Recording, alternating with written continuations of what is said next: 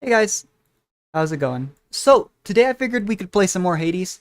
I really enjoyed our stream last week on this game. I do really enjoy this game. I thought today we could go for Heat 16 since I did play a little bit off stream this week after class.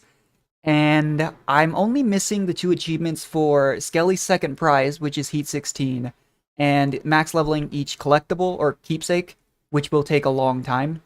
But beyond that, I know you can go up to, I believe it's Heat 40, but a lot of people put the benchmark at Heat 32 since that's for the last Skelly prize. I don't know how much more I'll stream in this game. I do really enjoy it. However, for me, this is one of those games kind of like, Argonauts IS-3, Slay the Spire, or even like the new simulated universe modes in Star Rail. Where as fun as it is, at some point, I need a little bit more variety than what feels like is offered at the higher levels. Because, for example, in like Arknight's IS-3, when you go to really high Surging Seas levels, it almost feels mandatory to use like Texalter and Molinar. Or like in the high-level simulated universe, like Swarm Disaster mode, maybe not Swarm Disaster, but Golden Gears, it feels like at the top level you need Fushuan or you need like Remembrance Cheese. But anyways, I do still enjoy this game. I think for me, it was a game that I came back to after such a long time, and that's part of what made me enjoy it so much. Because I had streamed all my first attempts. It was a lot of fun. I kind of have thought about and researched some strategies for each weapon, and I actually think we'll start with the bow. I wasn't sure what aspect I would use because the bow struggles so much with crowd control that for some time I thought maybe the hidden aspect would be good, but it appears that high heat people really like the aspect of Chiron. I did upgrade it, which made it feel a lot better. When you have it at level 1, you get like 4 special shots, so it doubles at max level.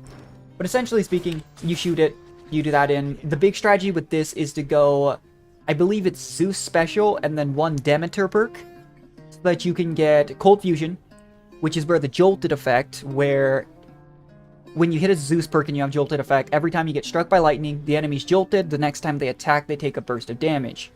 Cold Fusion, the dual perk, makes it so that that effect basically just stays on them for, I think it's 10 seconds. So it's just, going to continually proc on certain enemies, and it just seems like you really heavily invest in Zeus to get rid of that crowd control issue, while also being able to use the aspect of Chiron. On the fists, I think it's the aspect of Demeter.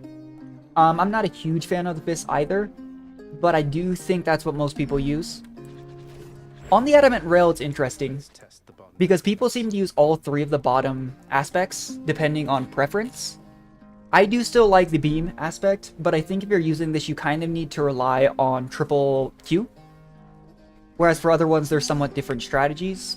The shield, I actually was surprised to find people use the aspect of Zeus, and they actually go a very similar special Zeus perk-oriented build.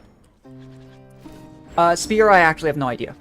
I did look, and it was really hard to figure out. That's why I have 3 of them maxed, except Guan Yu, because I've experimented so much trying to figure out what to use.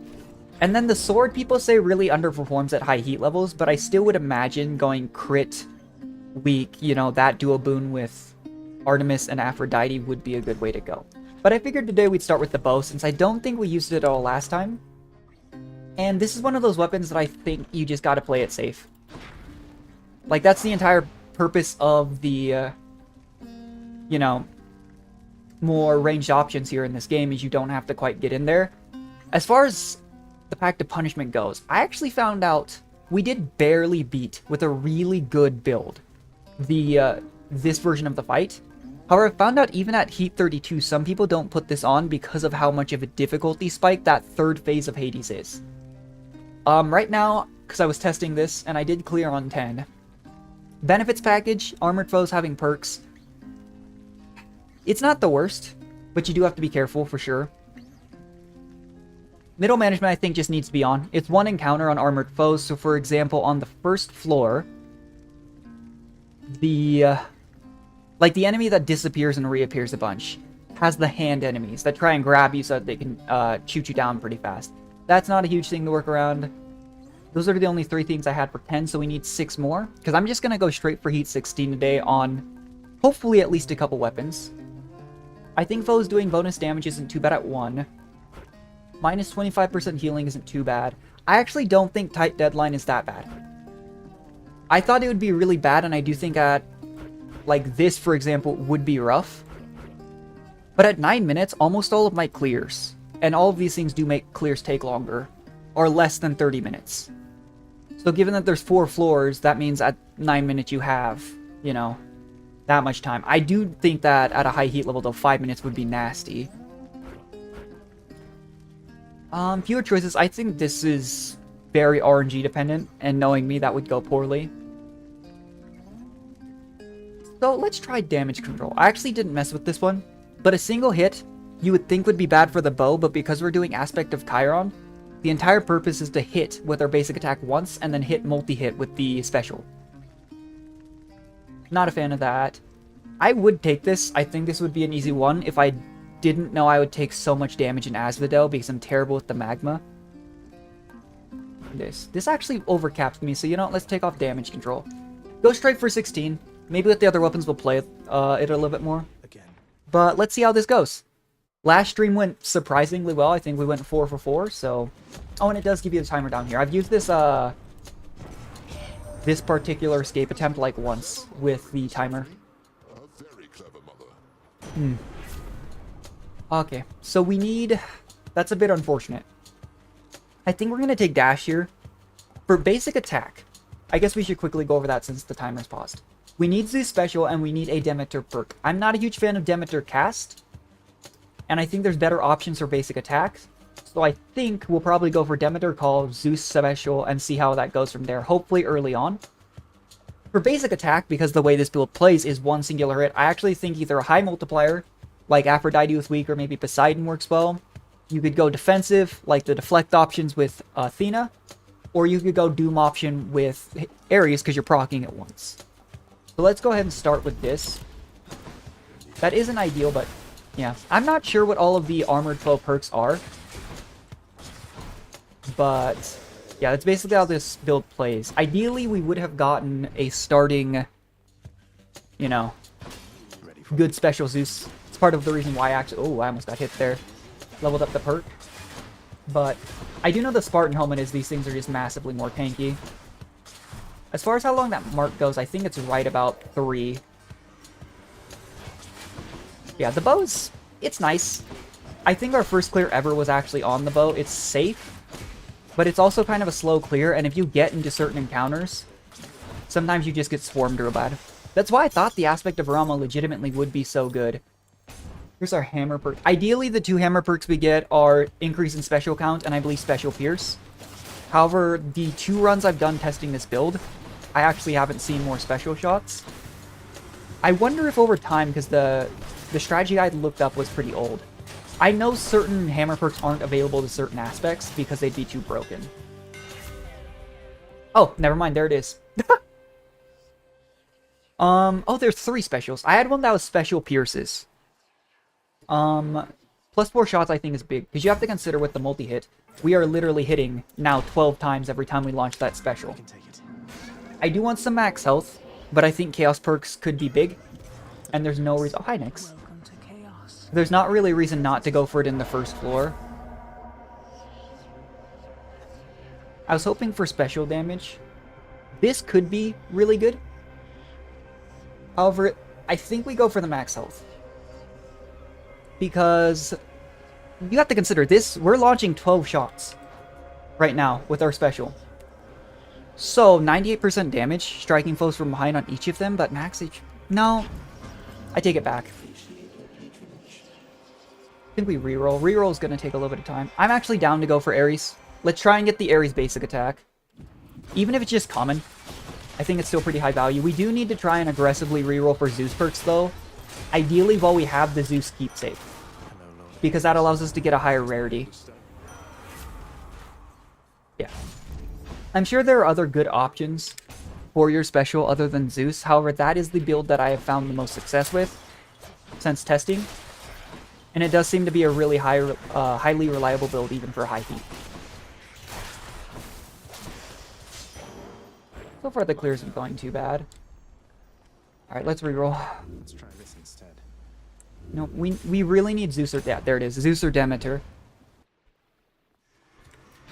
I think it's only 5% per rank on the, Oh, that was bad. Alright, so there's the special enemies we have. I'm getting hit pretty hard. We have to consider, too, we're running lasting consequences, so the healing we get is less. Even from, like, fountains and such. The problem is we have to mark it and then fire special shots.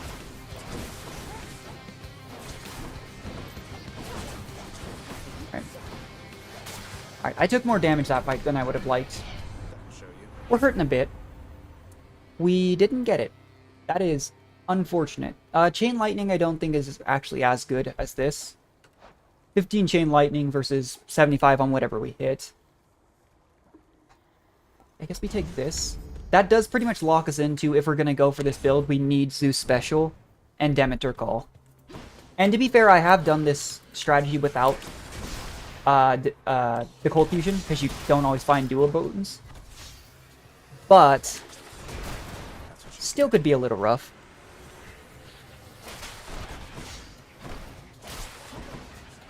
To be honest, I wasn't expecting our first attempt to be successful.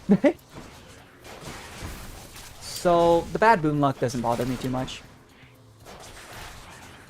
It is a bit unfortunate that we've had 2 Zeus offerings and neither one of them was the special we needed, because I would have taken a common version of it.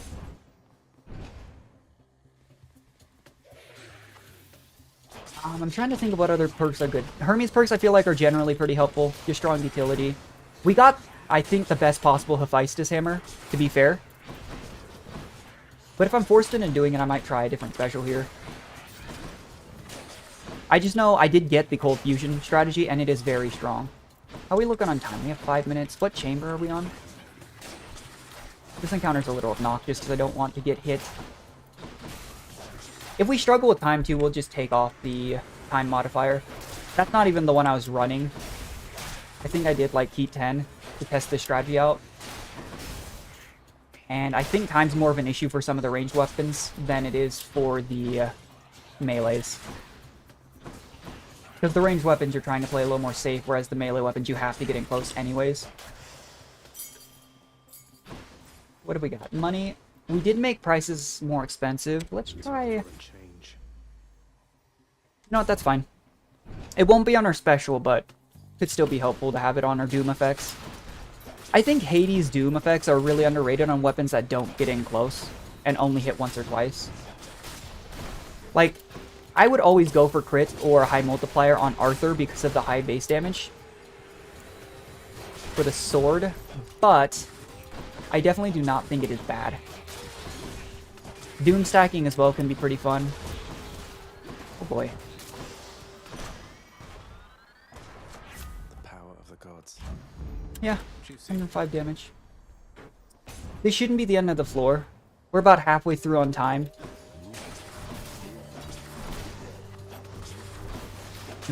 Yeah, that's nuts. The extra 4 shots on special is so crazy good. Because once we get any application on our special, it's applying it 12 times once you've marked them.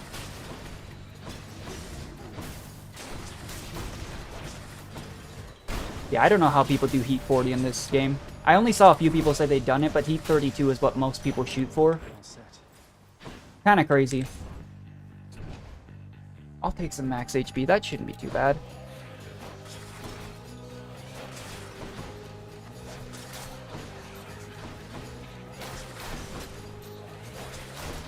These are the types of rooms I'm worried about on the bow.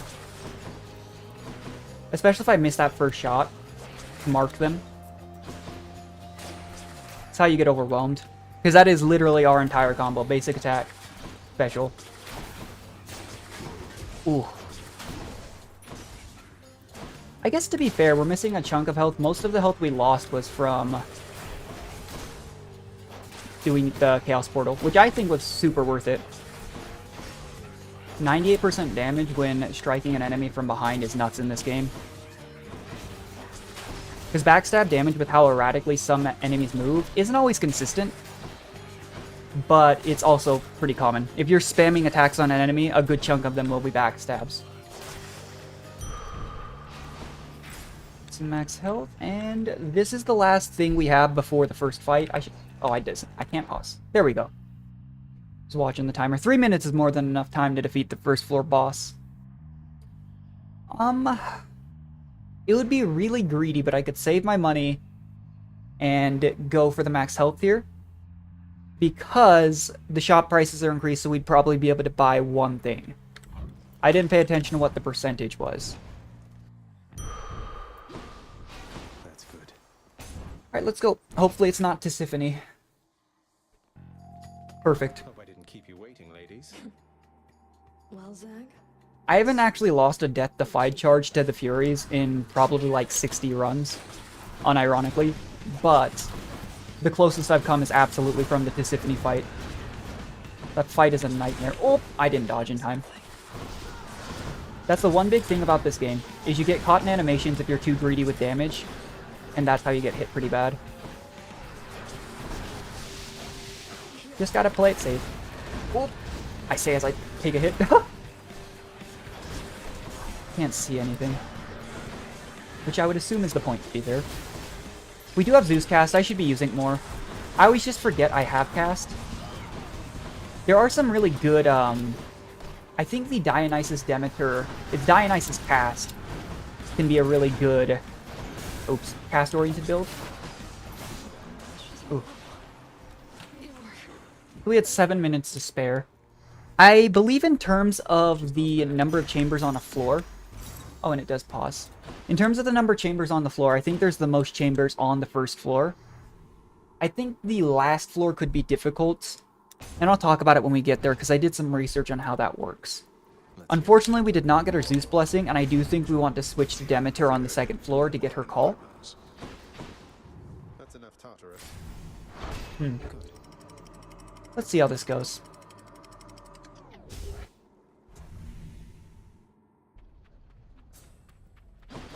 Oh, you get 9 minutes stacking. Okay.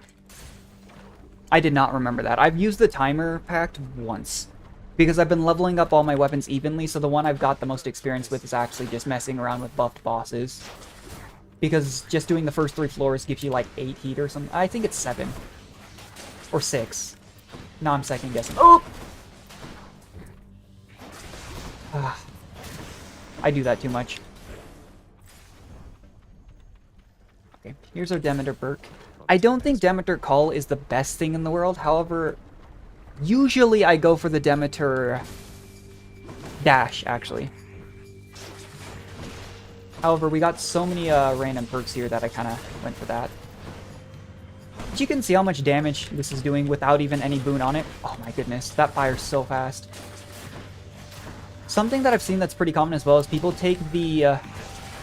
there's a keepsake that buffs your main abilities, attack, special, and whatnot, if they're not currently empowered by a boon. That is a very valid strat, and then you just go for entirely utility-focused boons. I meant to tell you something. Ooh. This is really, really greedy. This is really greedy. I only do the treasure troves on higher heat if it's health or gold. Must be something I can use. Nice, okay. Don't spend it all in one place, mate. That's bad. So it's 89% damage versus 105 flat doom damage. I don't know what the base damage on the bow is. And realistically, this is not a weapon we're constantly proccing chill. Let's go for something else. My greed was punished there. I was really hoping that we would not get punished for going for what we did. We need to reroll for Zeus or... Okay, Demeter. Hi, Christos. How are you? Oh, no, you're good. I'm just playing some Hades. I think Hades 2 comes out in, like, Q2 of this year, so... we're just giving it a couple of streams to get back and play it.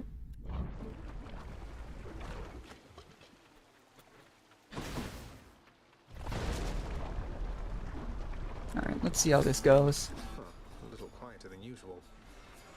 Oh. Oh, I have not seen that before. Get this bit. Okay. Actually, you know what? This is not going well. Whew! So, oh, sorry. So how far are you now? Right now I'm on the second floor of 4 on this run. I'm just going straight to Heat 16. Once you beat this game a certain number of times, you get the ability to do, like, if you've ever played Slay the Spire, you can do like that level of difficulty increase with different conditions. I didn't mean to push that. So I'm going for a Heat 16 run. I think the max is like 40 though. Oh, this is really bad. This is what I was talking about though earlier with the bow struggling with crowd control. Oh no. I think our dash lightning's actually doing us some good here.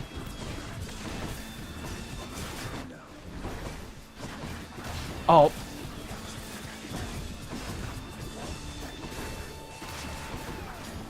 Oh boy. Ah. Oh no. Yeah, this run is not going well. I went entirely for a build here that I try and buff my special, and I haven't gotten the blessing I need. Oh boy. Alright, there's our call. I think money rerolls into a perk. I'll take a Hermes perk. We've lost so much more health here than I would have liked to on this run.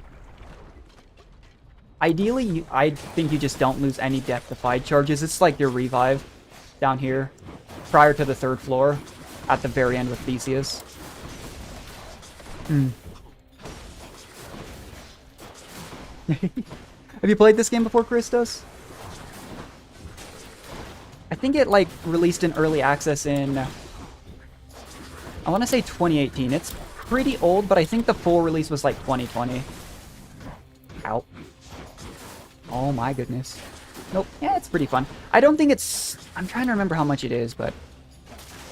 Yeah, just the basic premise here is the protagonist, Zagreus, who we're playing at, is the son of Hades and Persephone. And the idea is... I don't want to, like, spoil anything, but the basic idea of the roguelike is you try to escape to the surface going through 4 floors and enemies. Trying to, like, escape the underworld. And then you get blessings from, like, different members of Greek mythology. Nearly got me. It's an interesting one.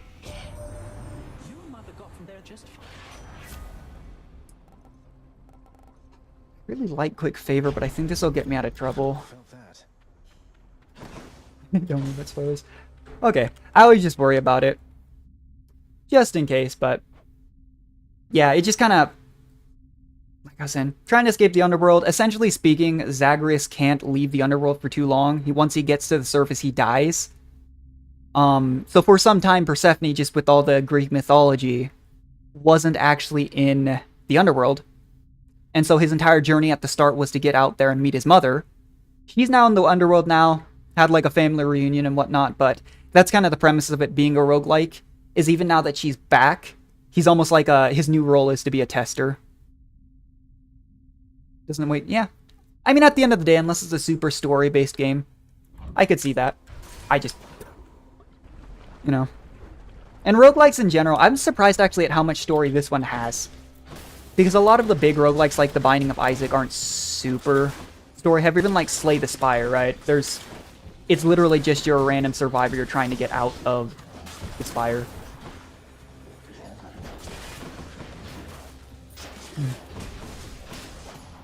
Yeah, this run is looking not too great. I think at early levels this game feels a lot more like a hack and slash than a roguelike, but at higher levels you really need to play it more carefully than I tend to.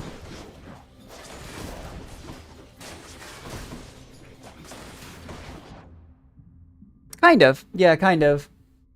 Roguelikes are such a weird one, where like in general they're just kind of based around being randomly generated like dungeon crawlers. But kind of. Binding of Isaac is the roguelike I've played the most of, for sure. Still a really fun game. Yeah, I think there's definitely other roguelikes that are a little bit more similar to Binding of Isaac, but the basic premise is the same, right? You get blessings or like items. You're going through to a certain ending. Unlike Isaac, though, there aren't like expansively different endings. It's just one path.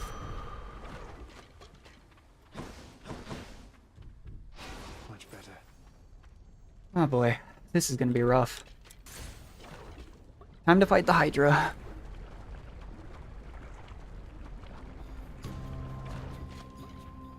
I'm back and I need to kill you once again. Normally this fight isn't too bad, but I'm missing so much health. Ooh.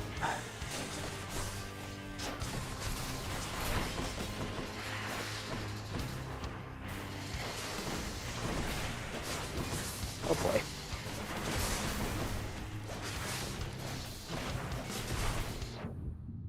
Yeah, that's fair. Yeah, Binding of Isaac, I think as of the last DLC, as far as endings go, you can go to, what? The Dark Room, the Chest, Mega Satan, Delirium, the Mother fight, the Beast fight. And that's what I think makes that game so... Oh, I hit my hand on the wrong key. That's what makes that game so much fun, though, is any given run you can do drastically different things. And I think that's what makes this game a little repetitive for me and why I didn't play it for a while. Because at some point there's just not as much variety.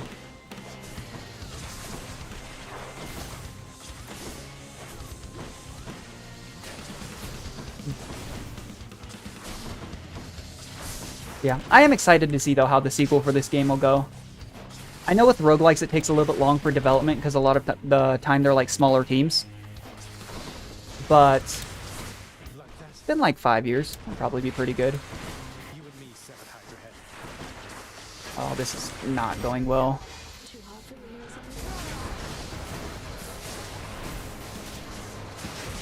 something? Nope.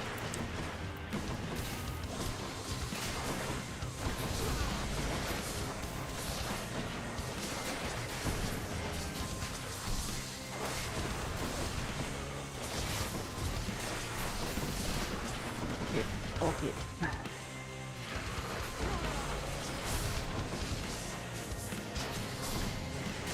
Oh, goodness. Not yet.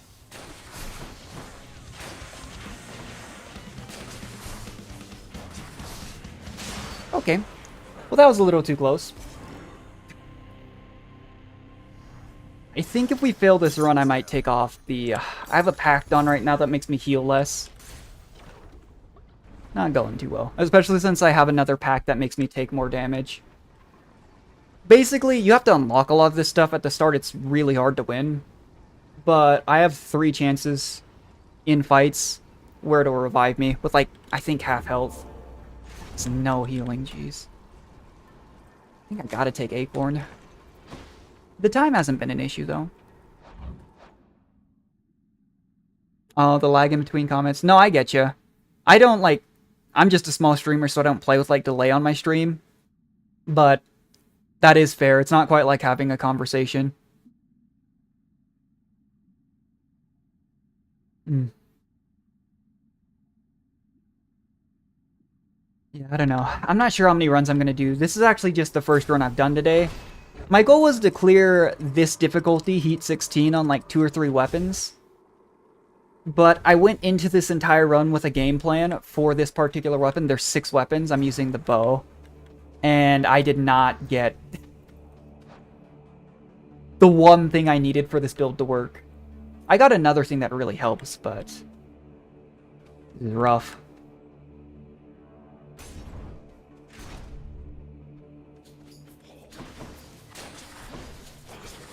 One thing I'll say, too, is, like... And I guess this is the case with Isaac, too. There's no penalty, aside from, like, win rate, from resetting your run. It just feels a little bad.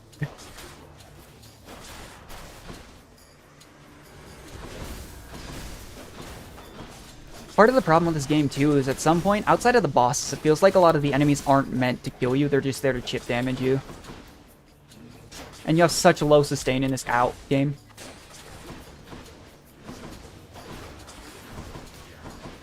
Yeah, I think a run in this game takes probably around 20 to 30 minutes. We're on the 3rd or 4th floors. But there's a really high chance I die here. I think I have to buff attack. I cannot call that a penalty. I guess that's fair. Yeah. It's basically like, I call it like Slay the Spire, like difficulty curve. But it's not quite the same where, like, with Slay the Spire, every single level you go up in Ascension, it's a set, like, this Ascension level will do this. In this game, it's like, if you have every modifier at max level, it's 40 heat. But you can mix and match things. So, like, I have it set so the first 3 or 4 bosses are massively buffed. And that modifier thing gives you 6 heat. And it's, like, weighted towards higher levels. But you are right, it is a penalty. In a sense.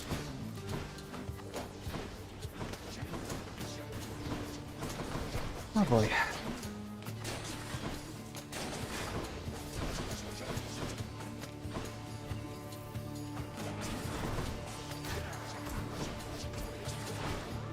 At this point, I feel like I just have to take the next boon for special I get, even if it's bad. It just hurt me too bad not to have one. And we're a little late in the run for me to go for the Jolted run, or Jolted build anyways. This might give me healing.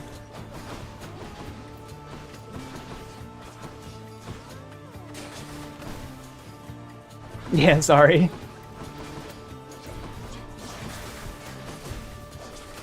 It's one of those things that, like, I feel like roguelikes more than any other game genre. You know, like, if you play, like, an MMO or, you know, just, like, any style of game.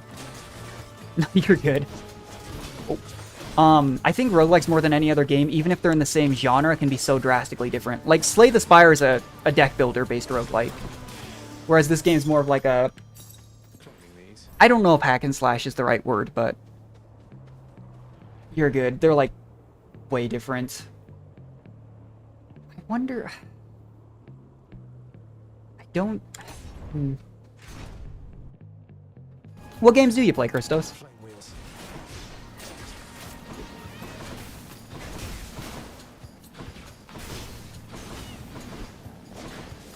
Oh. Come try me.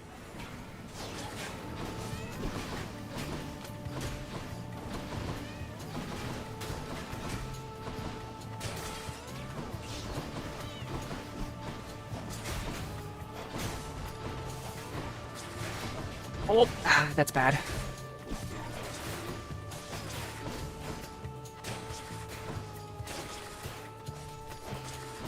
think I could do a Hades fight with like 2 Death Defieds on this difficulty, but I'm not sure.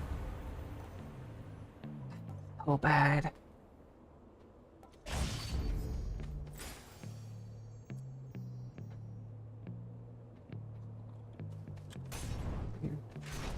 Are games like Yu-Gi-Oh!, Shadowverse, Nuzlocke. Hey, I played gens like 3 through 5 of Pokemon growing up, and I recently got back into them, and it's fun. Pokemon's always been good.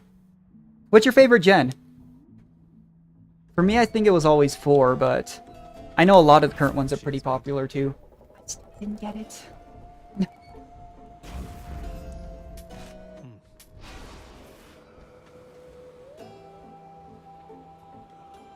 Yeah, I don't know. Nuzlocks are so hard. I saw, even during that long time I didn't play, I saw, like, Pokemon Challenges does a lot of Nuzlocke. It looks so hard. Because a lot of times they put rules on it so that you can, like, you can't, like, overlevel, right?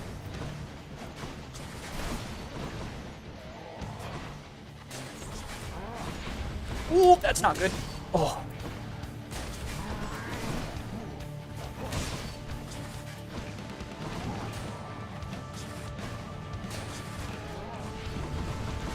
Oh, no. This is really bad. I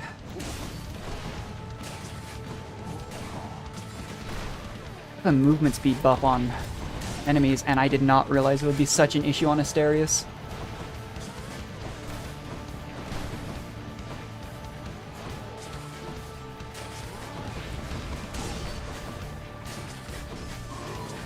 Oh, that's really bad. This is really early to use a Death Defied.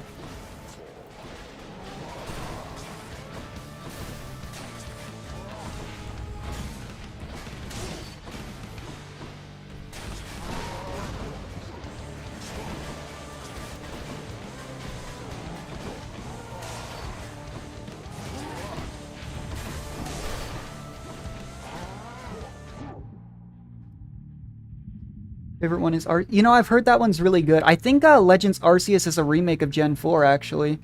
Or no, it's I think it's a different storyline from like the Sinnoh region, isn't it? Pokemon Victory, I think it's a fan game. Yeah, I think that is a fan game, Pokemon Victory. But there's some really good Platinums out there. If you've messed around with like ROMs at all, there's a version of Platinum that I was playing recently. It's called Renegade Platinum. It's super hard, but it was super fun. Yeah, I think Arceus, I want to say it's like I haven't played it, but it's with like the Hisuian ancestors, right? Because Arceus was originally from Gen 4. I am just taking it this run, jeez.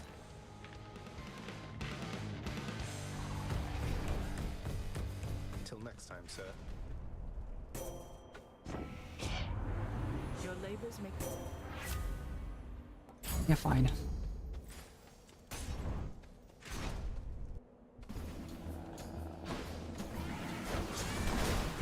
Oh no. Oh, that's how the jolted effect. That's interesting. Are they teleporting? I didn't know that could happen.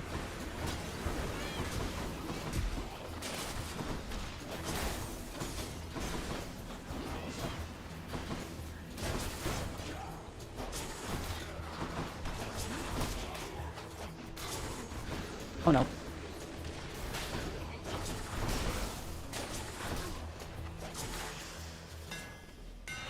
Time to mix up my style. It's actually really good. Power. 3 ace damage for each consecutive hit. My special's hitting 12 times. Hermes.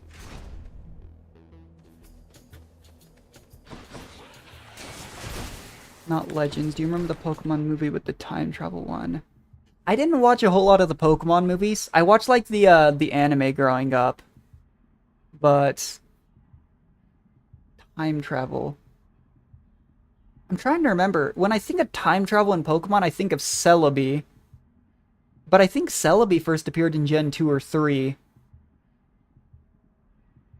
But Arceus is meant to be like, I think, like the god of the Pokemon world. I know Arceus is from Gen 4 though. It was weird because back in the day, right, like playing it on DS, you couldn't actually get Arceus outside of like a special event, or if you use like a action replay or something. The other time travel. I don't know. Like, I missed out on so many of the newer gens as well. But from gens 1 through 4, I really can only think of Celebi or, well, Jirachi maybe? I'm not sure.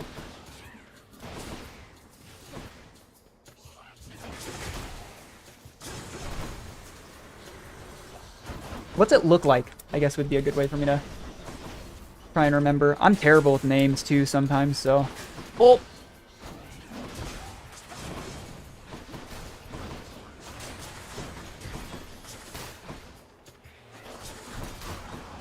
Oh, I'm stuck.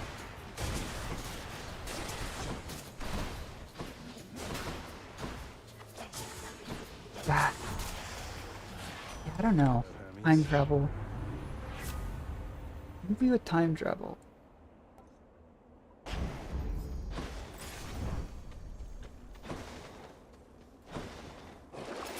Check the old well.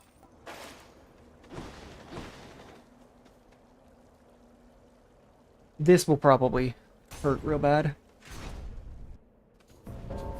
Just in time. Oh, we have Thanatos. Okay. Death is inescapable. We'll have to catch up at some other. Do you use it? Alright, man. Yeah, sorry, I wish I could remember. I literally played gens like 3 through 5 as a kid, and then I recently tried the current one, which I think is like Gen 9, but there was a huge gap when I didn't play. I'll be as reckless as I want.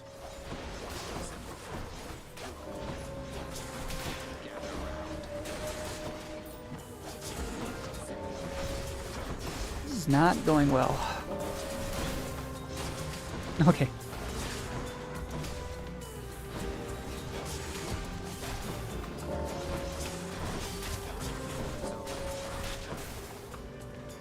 So close. Actually, I should use this.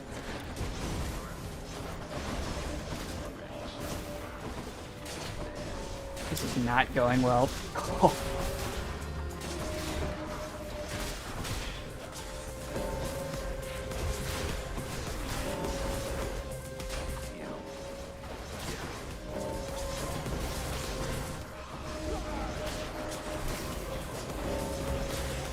Did we win? We did. Olympus, I accept this message.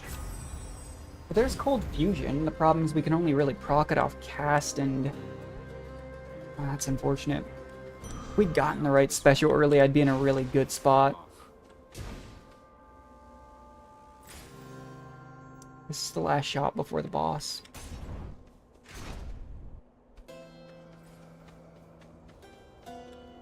Honestly, with how poorly I'm playing, this run could end on Theseus if I mess up too badly. Say hi to Hermes for me.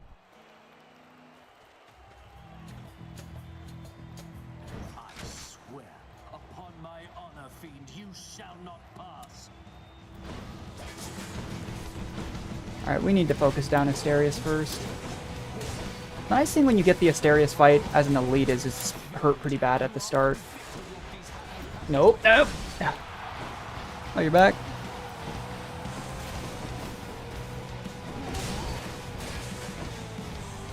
Did you figure out who it was? I genuinely could not remember. Sorry.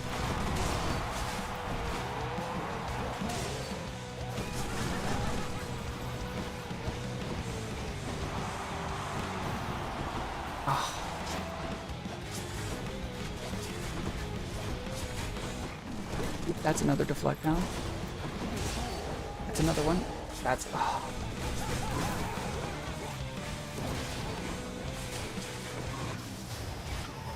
Asterius is down. You and me, kid.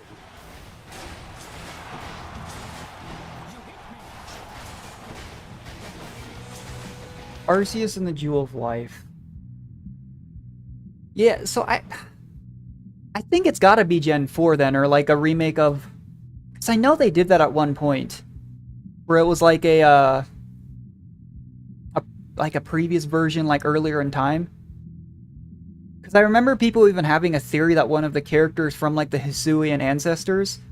It's 2012. That is a while ago. Yeah, Pokemon's been around for a long, long time. Yeah, that would genuinely be my guess, Gen 4 then, but I'm not sure.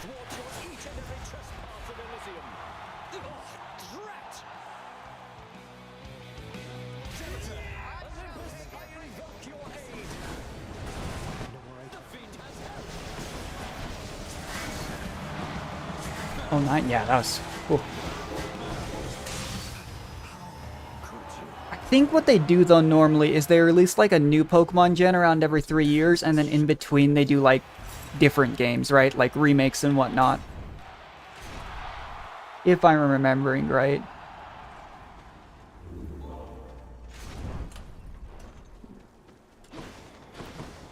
That was Elysium. Yeah. Yes. Oh, I don't get extra time for... Oh, no.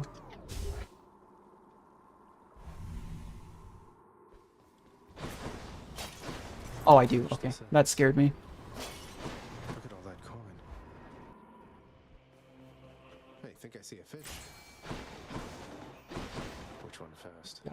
So... This...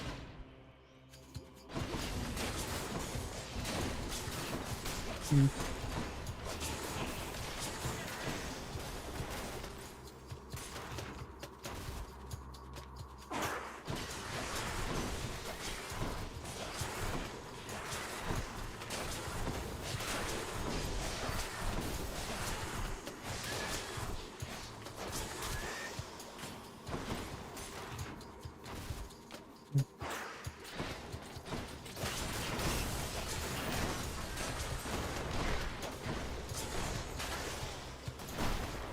Played a Yu-Gi-Oh! I don't know what the numbers mean, but I did play Yu-Gi-Oh! As a kid. For me, that game got super confusing as time went on. Huge RPG fan. Yeah, RPGs are always fun. Oh, Final Fantasy. Sorry, I didn't see that on my chat. I really love Final Fantasy. My favorite one is 6, personally. I think it's really underrated. I played all the early ones, and I played some of the newer ones. I know 7's really popular. But for me, 6 was just so much fun. I just have really good memories of that one with Terra, Locke, and everyone there. But Final Fantasy's good. Yu-Gi-Oh! Got really confusing for me as time went on, because when I was a kid, I think it was like Gen 3 that was big. But past like, I think it was 5Ds, they added so many more mechanics, like every single grouping, you know, that I just kind of fell behind on it. Like I now know there's like Link monsters and a bunch of other stuff. hand traps, I think. Kind of crazy. What's your favorite Final Fantasy, though? I had some, there were some really good niche ones, too. Like, I think it was Type 0. I thought that one was really fun.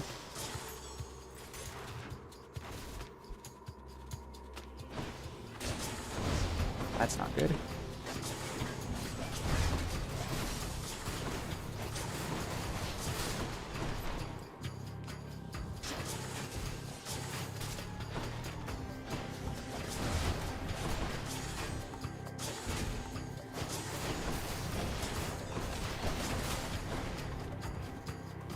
Not the shamans. Oh. You know, I'm a little stronger this run than I thought I was. Especially for not getting the build we were going for. That's not good.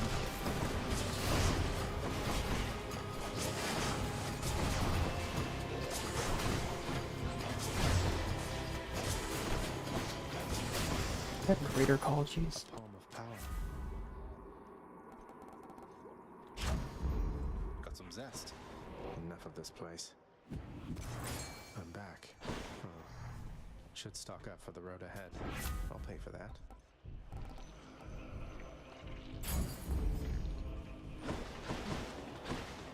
Final Fantasy 6. Final Fantasy 6 was long.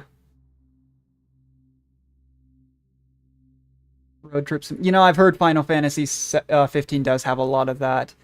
I'm sure if I, you know, got back into Yu-Gi-Oh, it wouldn't be too bad. I used to play a lot of Magic the Gathering with friends back in like high school and whatnot, but yeah, Final Fantasy 6 was a bit of a drag. I can definitely see that.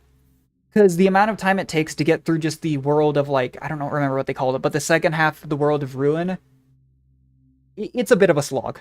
That is fair.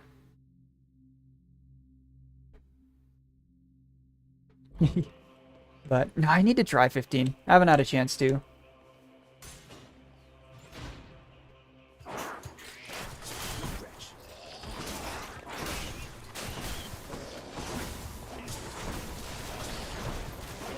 It's kind of strange, too, when I think about Final Fantasy 15, because, like, they switch so heavily in styles. Right? Like, the old ones were, like, super classic turn-based, and now there were live action.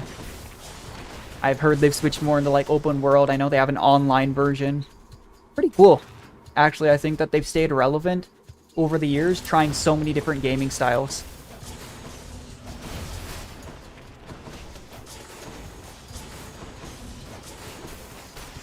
Have you played the, I don't know if they ever released the second part, but I know they made a really good-looking Final Fantasy VII remake too, didn't they? I bring to you. You needn't lavish me with your faint praise, I think. Oh, game crashed. Boundless intellect. Yeah, that is fair. Now I see through. The goods. Thanks, family. That's rough. Should be able to Because the Final Fantasy games are all like you need. pretty lengthy. The guardian of Thank you, boy. Heading out. And that's one of those games with the espers where, like, you really do want to take your time and make sure you get everything.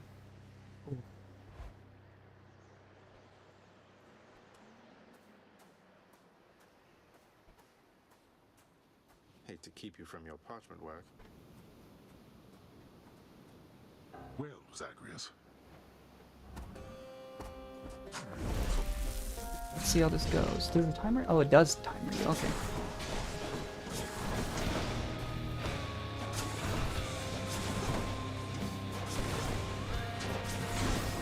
to think you're so receptive to this form of discipline. And we finally have an activity to do together.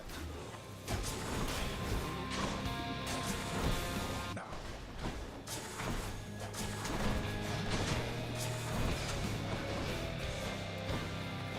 darkness.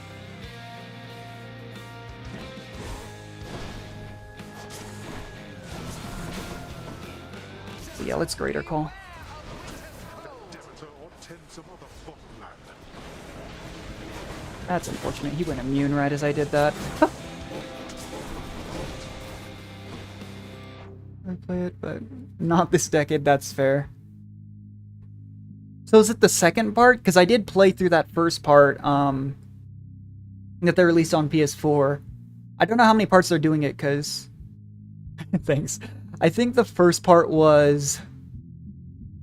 Well, the original Final Fantasy VII was on 2 discs, right? Are they just doing 2 halves, do you know, or... It was a while ago that released, but they gave such a good quality to it. Second part, that makes sense. They gave such a good quality to the remake at the start that I can totally understand them taking a while. Because that's a classic game, too. That's like the game I think most people remember from Final Fantasy.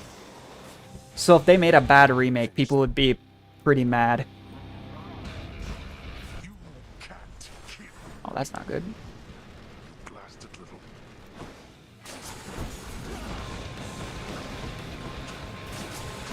Let's do this now.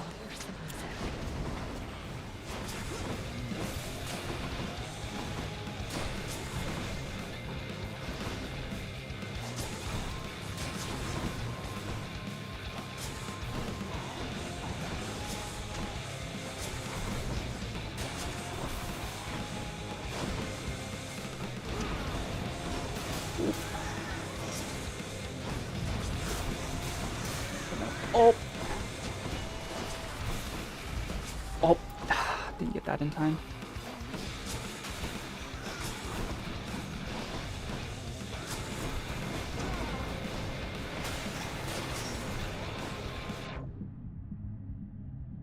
I mean, I've had a lot of practice on this game. To be honest, though, the start of this run was really sloppy from me.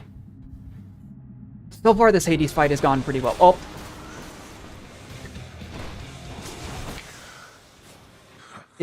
It's tough, but I've played this game a lot. And this is Heat 16 out of 40. Like, this game gets real hard. For me, the dodge system in this game, though, is really similar to, like, the Souls games. Where as long as you dodge or, like, roll at the right time, you won't get hit.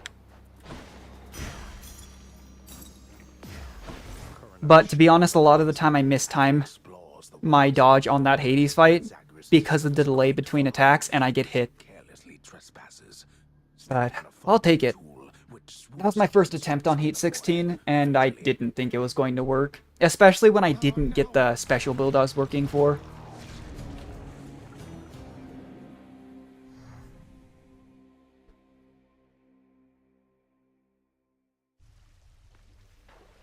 Well, that was interesting. Everything is as it always was. Fen, level with me on this. You did. Who? What? Didn't think so. Father, how are you doing without Mother around? But yeah, overall, though, to be fair, roguelikes are real hard. Herself. So everything's back to normal. Souls games are genuinely... I enjoy them, but they are really hard. I cannot begin to express to you how many times I died in all of those games. And then Paul. I think my favorite one in that series is actually Bloodborne, because it's a little bit more fast-paced. Any complaints? The, like, core 3 Dark Souls games tend to be really, like, I don't know. in varying degrees, play them very measured, and you don't want to get hit in between. Whereas with Bloodborne, they added a mechanic where if you get hit and you hit back, you get health back.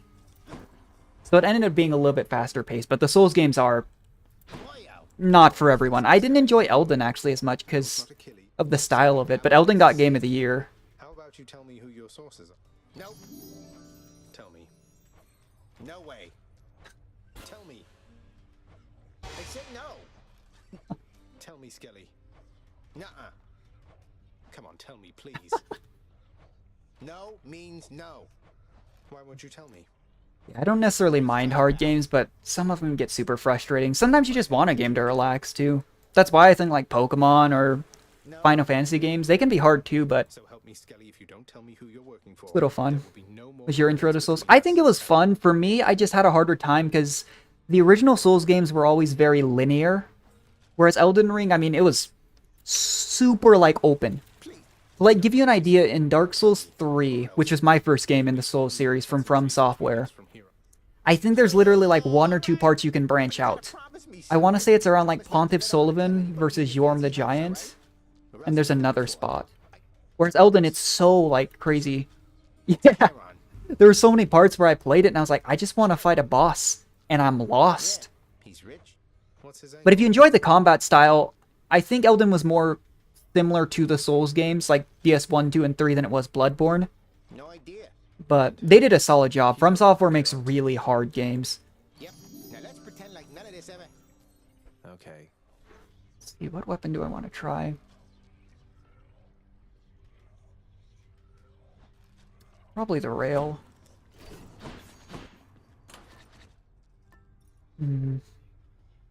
Yeah. Yeah, I'm trying to think what else they made. They made Sekiro, and they made... I think there was one more between that. It was kind of interesting to see them go back to kind of the Elden Dark Souls style, because Sekiro was, like, super different from their other games. Probably this.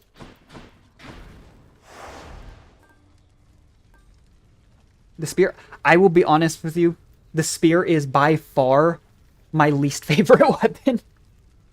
So the way these weapons work is there's 6 core weapons and each one has an aspect that changes how the weapon plays. The spear's aspects are just not the greatest. It kind of varies. So like the bow, I was using an aspect where when I hit an enemy with my basic attack, I can shoot 8 shots that'll go to that target. But there's other things, like I have a cast that I wasn't using a whole lot, that you can buff and load into your attacks. Part of the reason I like the gun, though, is these 3 are actually just bullets. It does look cool, however, it is really, for me at least, not easy to use. It's, it's a little rough. If I tried the spear on Heat 16, I would lose. Like, I will be 100% honest with you. I think I can do it on... Well, I just did it on the bow. I think I can do it within a couple tries on the gun and the sword. The gauntlet and the shield would be a little iffy. I don't think I could do it at the spear right now. Rule of cool. That's fair. Let's see. I'm going to take off the minus healing and I'm going to put on damage control. The lasting healing was rough. It's why the first 2 floors were so bad. Alright, one more time. Alright, so the goal with this weapon, hopefully, is you can shoot this, hit it and it explodes. There's a certain perk that lets you shoot 3 of those. Dearest wife. And if I don't get it, I'm probably going to be in a bad spot.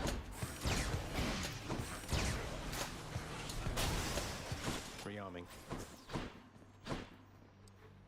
Artemis. I could reroll, but I think that's fine.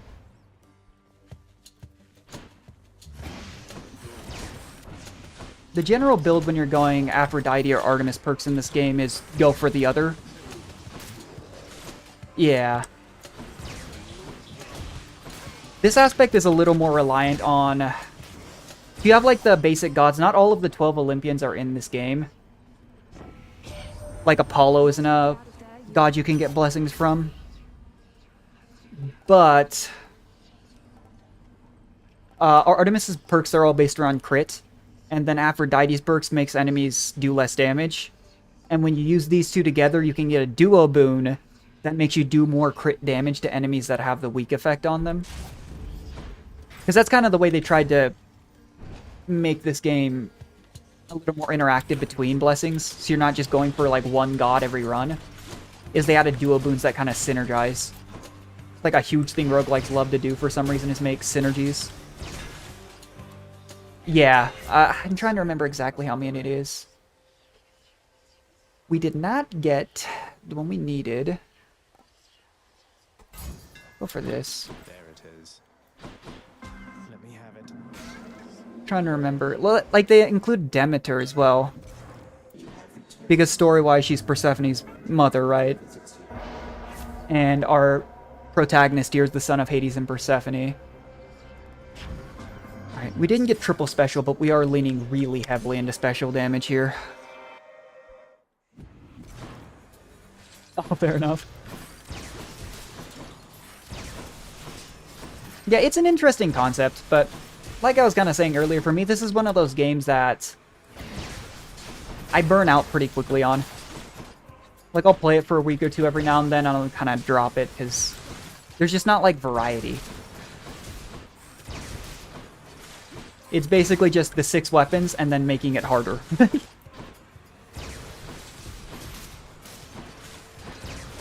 I have not seen this modifier on enemies, and it's burning a lot of my time. That's not good. Yeah.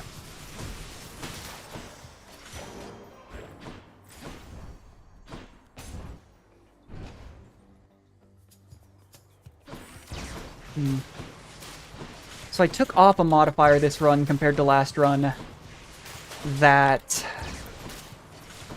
makes me heal less in general, and I put on one where every enemy has a one-hit shield, which I didn't think would be a problem with my beam ticking damage.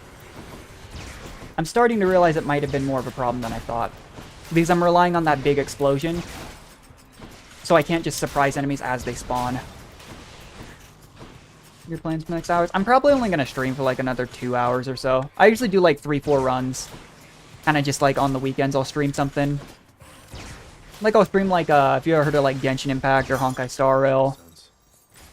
It's just kind of whatever I feel like playing on the day, you know? Oh, this is not a good elite to be fighting. Not with my current build.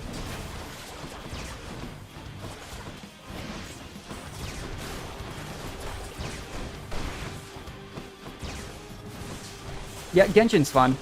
My problem with Genshin and Star Rail is that I feel like a lot of the time you get a lot of content to like stream.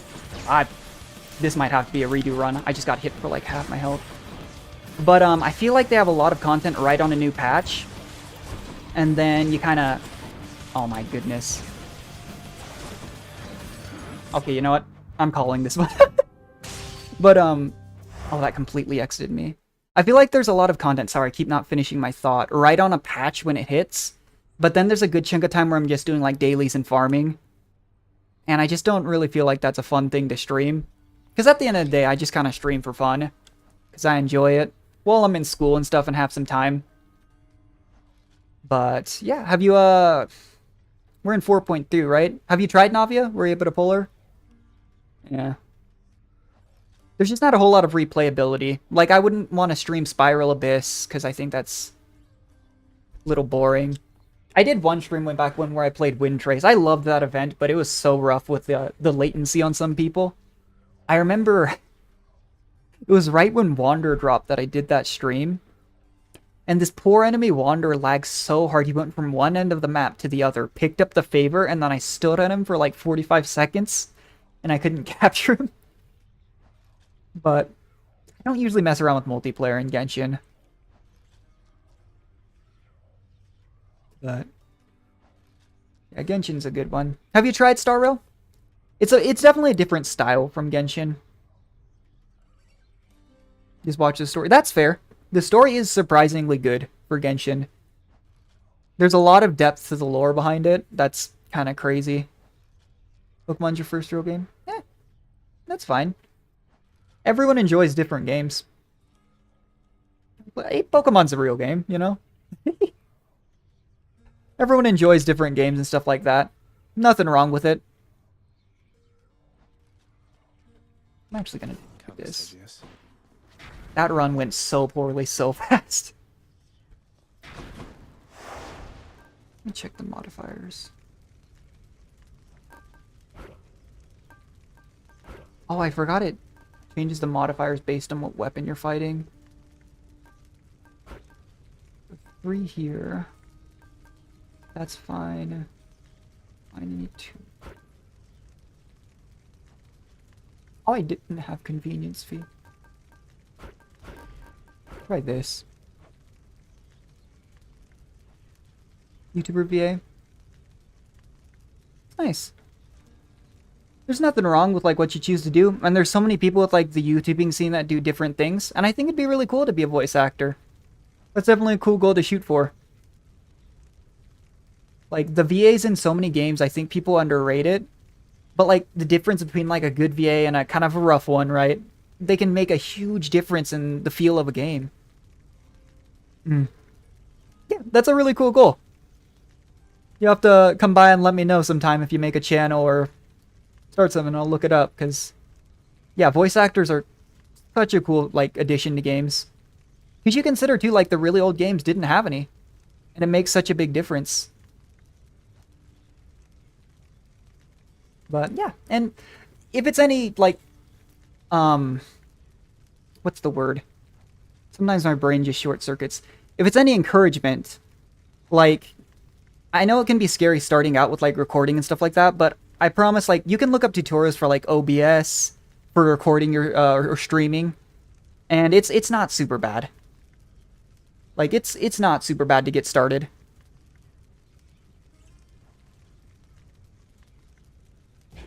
All right, one more time. I forgot to switch my... it's fine. Gods have spoken. Ooh, that's really bad, actually. I forgot to switch my keepsake. And once you switch a keepsake in this game, you can't switch back. Ah, fine. You see how easy.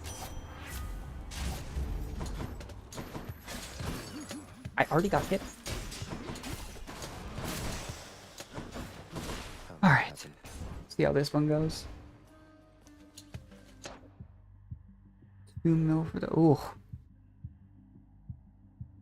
Yeah, it's a little rough. So with the PC, it kind of varies on specs.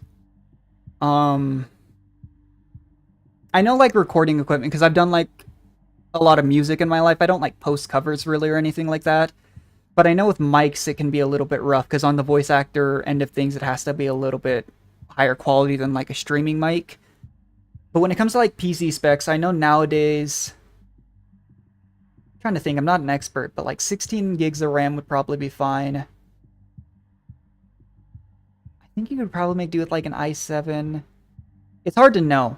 Because I know when it comes to like I just record stuff when I'm in my free time on like Audacity, which is a free like voice recording software. But things like cleaning up vocals or, you know, like recordings and stuff can also be really expensive cost-wise. But something that I've kind of learned over time, because, I mean, I'm still in, you know, I'm taking college classes right now. No, same. Neither could I. I got a pre-build. Generally speaking, what I do, if you know anyone that is a little bit more knowledgeable about that, I talk to some people around me, but it's a little different from field to field and depending on what you're wanting to do. But pre-builds are fine, especially nowadays. From what it was explained to me, when it comes to building a PC, it's not even always cheaper than just getting a pre-build, depending on like what the prices for parts sit at. Yeah, no, same. When I first started out with like gaming PCs, because I played on console for a long time, it can feel a little daunting. But no, I get you. I know with voice acting stuff, I don't know how expensive it is from place to place. A lot of times people just book like recording studios, In the name of Hades. but I'm not sure about like the process on, you know, auditions and whatnot. Because I know like a lot of people get in with, well, they'll try to get in, you know, with like full-on agencies that are helping with the auditions, but everyone starts from somewhere, you know? Like, and it's crazy to see the growth of some people. Like, the guy who voices Aether in Genshin, the male protagonist, I think does the English voice acting for Tanjiro and Demon Slayer. You know? Like, everyone's got to start somewhere. Let's see how this goes. And that's the thing, is I feel like it can be really daunting to start out. I totally get that, but I believe in you. No, same. Same, honestly. Like... It took me forever to, like, even get the courage to even start streaming. Like, I just kind of... Yeah, no, you got this. You only get one chance, you know? You gotta follow your dreams. Good. But yeah, no, it took me a long time to get up the courage to try and start streaming, and I knew I never really wanted to make a career out of it, to be honest. Because you just see all the stuff that goes on with, like, full-time streamers, and I don't know. But one day I just thought, hey, what have I got to lose? When did you know that you wanted to start? So for me, I think I started streaming in April of 2022. And it's kind of funny, because, like, I stream with a VTuber model because I knew I wanted something to, like... I was not brave enough to stream with a face cam. But it was kind of when I was able to talked to a friend and they kind of mentioned a few people, because you can commission models on Fiverr. And I thought it'd be fun. Like, my model's actually based off a character from Arknights. But for me, it was kind of when I realized I could do something like the VTuber model that would still be like a cool thing, I guess, to show like reactions and stuff like that, but I wouldn't have to do a face cam or just not have anything. It might sound like a bit of a weird reason, but for me, I would never do a face cam. Like, funnily enough, I'm actually in school right now for cybersecurity, and the more and more I learn, that is fair. I had to save up for a while. But the more and more I learn about cybersecurity in school, I'm like, there is no way I'd ever stream with a face cam. In fact, I probably need to get like a VPN and stuff. Let's reroll here. By the three fates. It's fine. But there is nothing wrong with like needing to start slowly. Like, that's one thing I did, is I have a decent recording streaming mic now. When I started, I used like a headset mic, and it sounded terrible. I think that a lot of times people just get, and myself included, just get really caught up in trying to do everything perfect at the start. And that's just not the way it is, you know? And there's nothing wrong with that. For me at the start, I wanted to be like, okay, let's clean up all the audio issues. I had an issue when I was streaming Switch games, because you have to have like a little capture card for that. And for some reason, my audio, the longer I streamed, would lag behind my voice audio. So I played like a Fire Emblem playthrough, and after I'd streamed for like 30 minutes, the audio from like in-game, for some reason, would literally be like 2 minutes behind. And I still don't know why that was.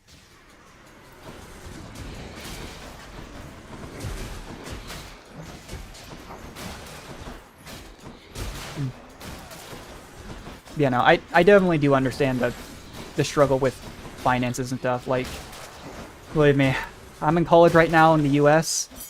It is not kind. Out of high school, I did a semester for vocal music, and I realized how expensive it was, and that's kind of why I switched over to, like, cybersecurity stuff, because, like, I don't know how it is where you are, but it's too expensive to go to college where I live if you're not going for something that you'll have a decent paying job. A pleasure. Like, a lot of my friends ended up getting into, like, trades. I know a guy that ended up being a firefighter. It's tough. It is genuinely tough in this day and age. Did a good job. That is a good place to start. Like, that's a thing that, I think it's good that you have that mentality, genuinely. Because I think so many people want to, like, do things right now, but having the mentality that, oh yeah, it totally does. School is rough. But having the mentality to, like, start, get yourself stable, and then do it on the side, and then if it blossoms into something more, that's great. A family friend of mine actually did that same thing, where he doesn't do it, I think, full-time anymore, but he always wanted to do, like, musical theater. He went to med school, and he was a doctor for a long time, and then he did some stuff on the side, and he was able to do a lot of acting. Always time to fish. And I think that's, unfortunately, sometimes the way it has to be nowadays, especially if you're interested in, like, the arts, voice acting. For me, it was music. You still gotta take care of yourself at the end of the day, you know? Right there. Still very important. Another hellfish. But, yeah, no, I do get you. I enjoy streaming, and I'd like to stream more, but sometimes with homework, I'm like, I gotta put that first.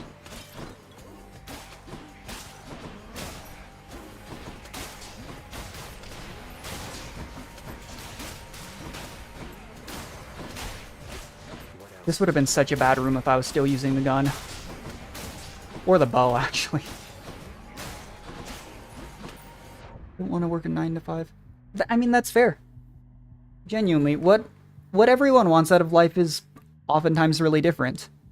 And, you know, you don't need to compare yourself to anyone else. If that's what you want, like, I would not say I have confidence, don't worry, Christos. When I leave my house, I don't talk to anyone. I put in my headphones, and I just kind of mind my own business, but genuinely, it's just, over time, I struggled with a lot of things. And these things just take time. And for me, I really struggled with that for a long time. Like, when I realized after that first semester in, like, the music program that it was going to cost me, I think, like 60 to 70K for a music degree. And it was actually a really good music program. I had to audition to get into it. It was, I think, like, ranked, it was somewhere between 15 and 20 in my country, which in the US is, you know, it's massive. But part of it is just, honestly, failing and learning to pick yourself back up, right? I think that's just kind of how life is for a lot of people. But don't worry. It's a lot easier to be confident just playing like random video games online than actually figuring stuff out. But I promise, things always have a really, sometimes strange way, but things have a way of working out. You just gotta put your mind to it. Because that's the weird thing too, is... Don't think I would have left my house if... No, I get that too. I actually live at home right now, but right out of high school, I was kicked out of my house. And I lived with a friend for a summer, and that was another thing too that took time. You know? I grew up in a big family, like... And I kind of had to go out and hit the world for a little bit and figure things out. But... There's nothing wrong with... You know, everyone has their own battles to fight. And I promise things get better. And I'm saying that as someone who has genuinely hit rock bottom in the past. I'm not even at a great place now, you know, I'm just kind of in school playing video games for fun. But things will work out. As long as you don't give up.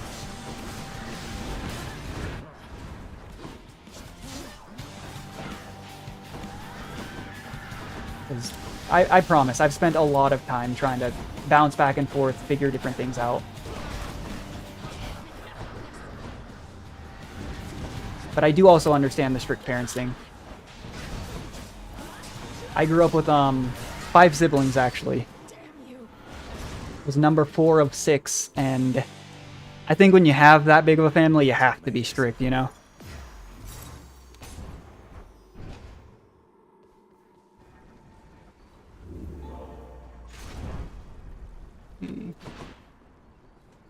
Broke out of Tartarus. Clear.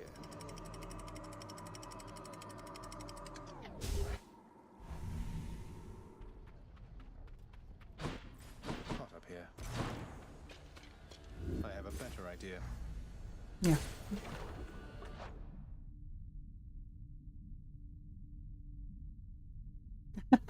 Well, thanks, I appreciate it, but... No, I get it. I've struggled a lot with anxiety and depression.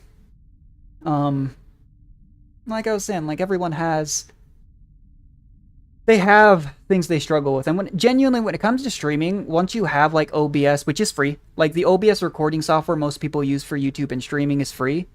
Once you kind of had the PC set up, you can stream for free. It's just, like having, obviously, a reliable internet service. And then you literally just make an account with YouTube or Twitch, sorry. And then you can stream whenever you want. Literally, when I go live, I go into YouTube on my free account, and I just type in, like, the title of the stream, quick description, and I go live. No, I do get that. Genuinely, I get that.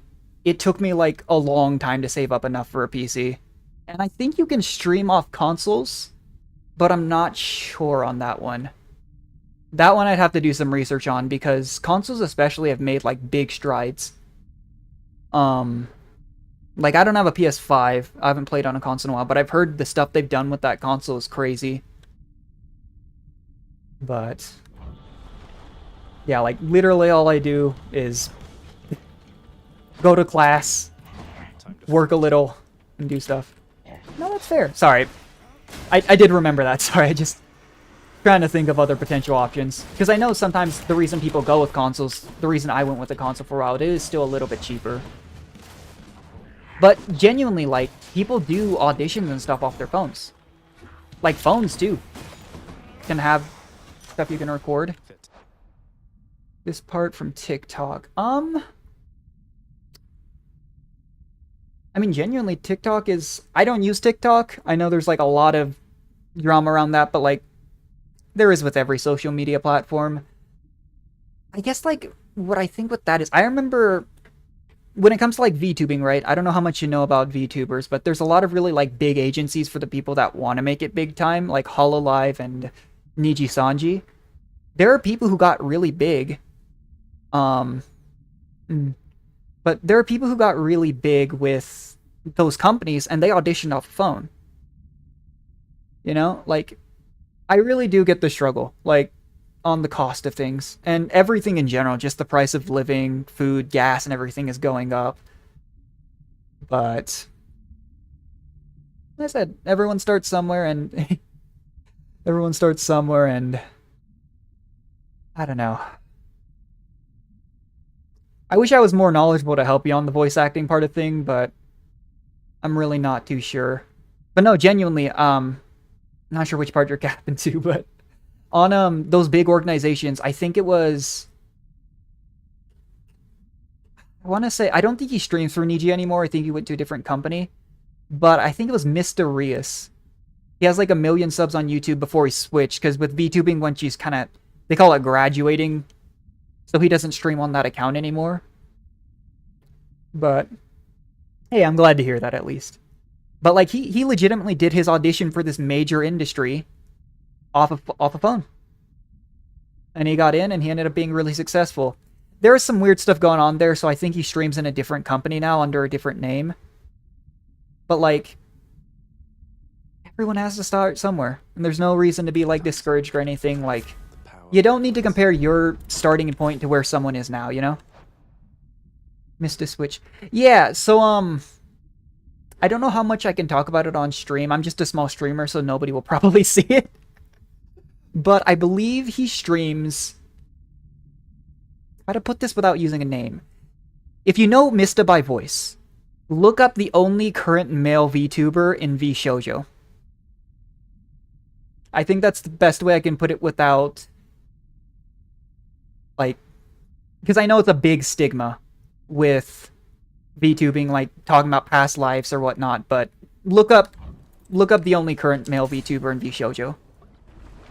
There was a lot of stuff with him. I think he had a severe tax issue because he was with Niji, right?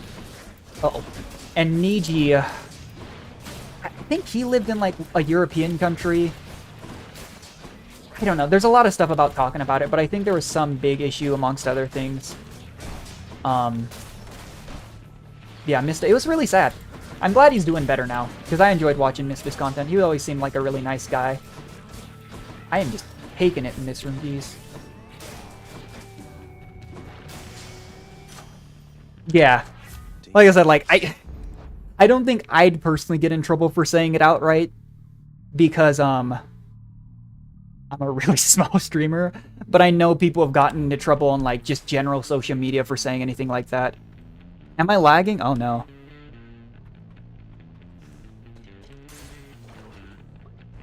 Hopefully my ISP isn't dying.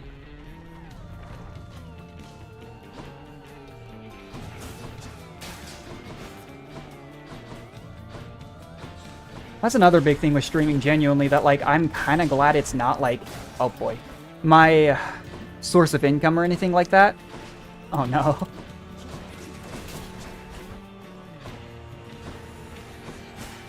My OBS, it says my stream health is okay, but I know that's not always, like, 100% how it's going. And sometimes, too, it's even, like, not just ISP, it's between yourself and the servers.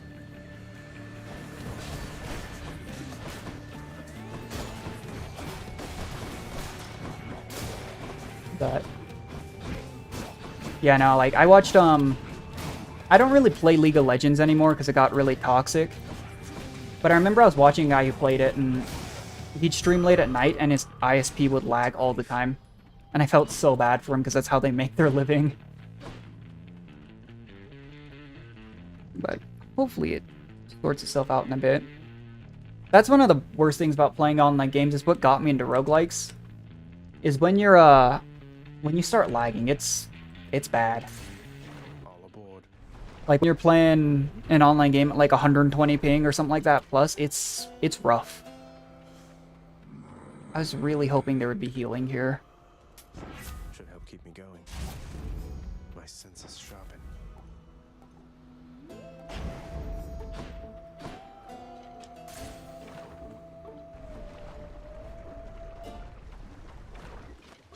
Oh no, it's the ship! You're here. Oh, I was really hoping this would not be the elite I got. Okay, that's good. Yeah, sorry about that. My ISP sometimes just decides it doesn't like me. That's about the best way I have to put it.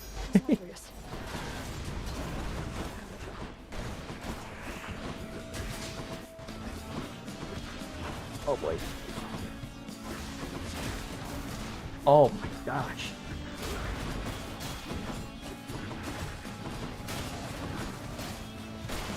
Okay, we'll take that. Good. Grandmother, if you don't mind I call you that. My grandson, how you honor me with this. Let's see. The gentle art of... Yeah, I think maybe I just got really lucky with that first run on the bow. Because, ooh. It botted you from the app? Oh. That's weird.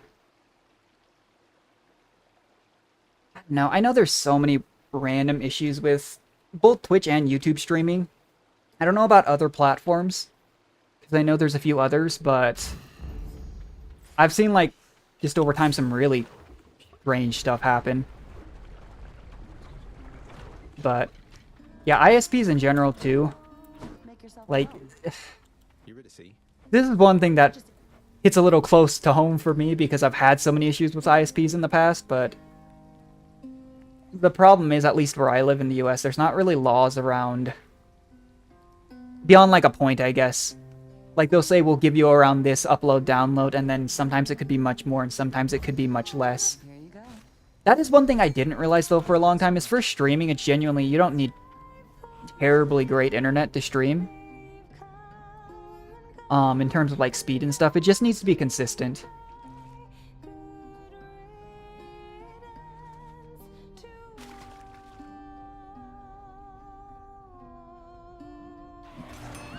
Oh, I did that too late. Oh well. Bye now. Take it easy. Yeah, I don't know. One of the many reasons, though, I think it'd be cool to, like, make a living off streaming, but I think it'd be stressful. Genuinely. I'll take it. Yeah. Like, I think what stops a lot of people from doing, like, streaming or YouTube is how daunting it can be to start. But, I think genuinely, like, as long as you look up, like, there's a lot of tutorials out there for using, like, OBS Streamlabs, you know, recording software, even editing software. Like, I know a lot of people use Adobe Premiere for YouTube videos.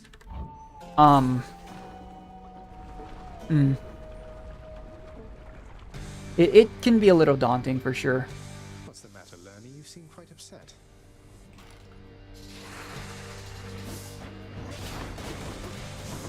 I'd really prefer not to lose a death to fight on this fight. But it's a lot harder to do this fight when you... Oh, I forgot I had the acorn. Huh.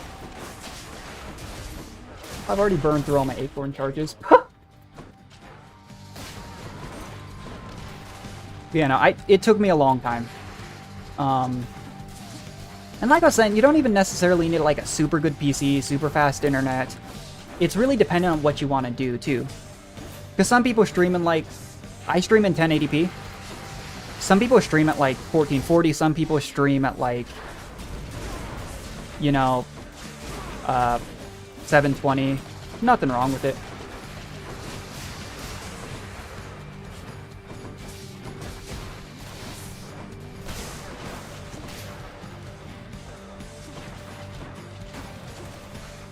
I need this other Hydra head to die. And I need to stop running through lava.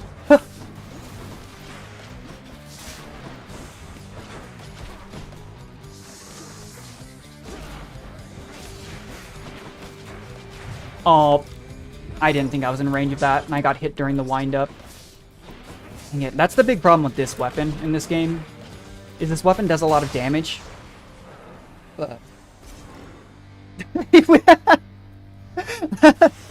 Thanks. Never meant to fly.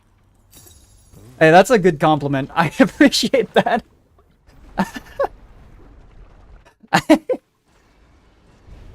I don't know if I've ever heard that one before. Can't buy that. I know, I appreciate that. In the bag.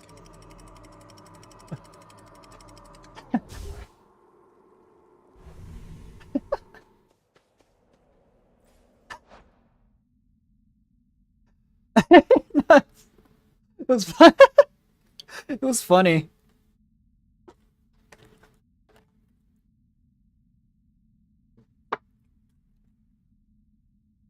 Ugh. Oh man, that one really got me.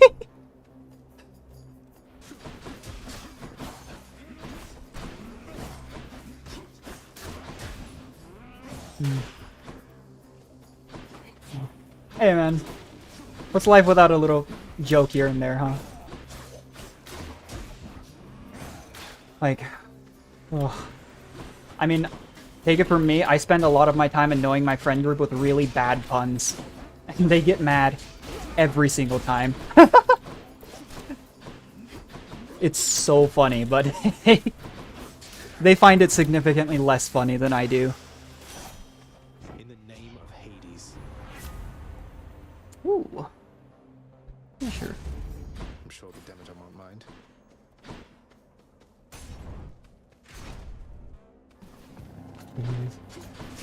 Oh, this is a really bad room for a melee weapon. Oh. They're so fast. Usually those are not that fast. That's really rough. And they have a shield. Oh my goodness.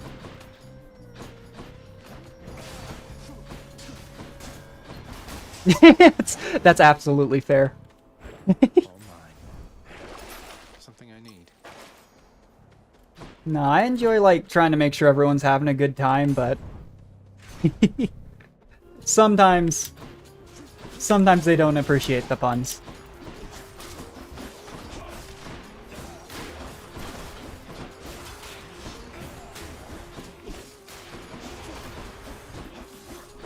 But hey, that's what friends are for sometimes too, huh?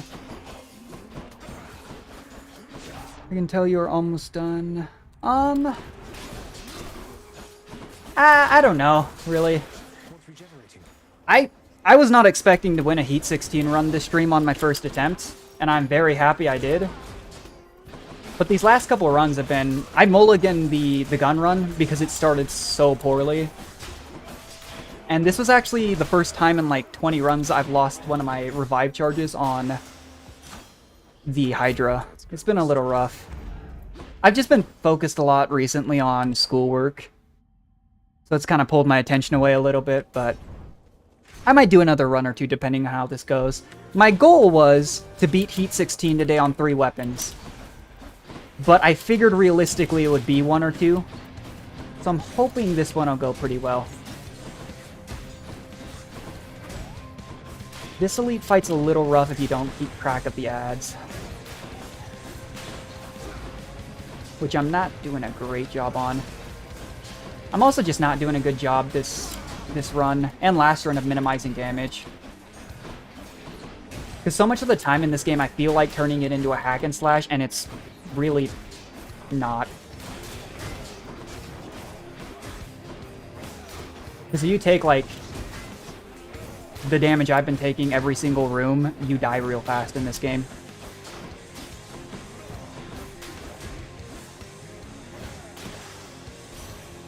Hey, that's fair. I don't know. Soul fights. Maybe on, like, gameplay, but I tell you one thing.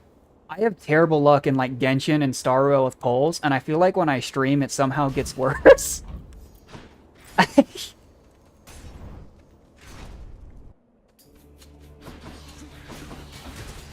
But who knows? I mean, that first run, I had a really strong Hades fight. Like, the keepsake I'm running... Oh my goodness. You stream alone? Most of the time.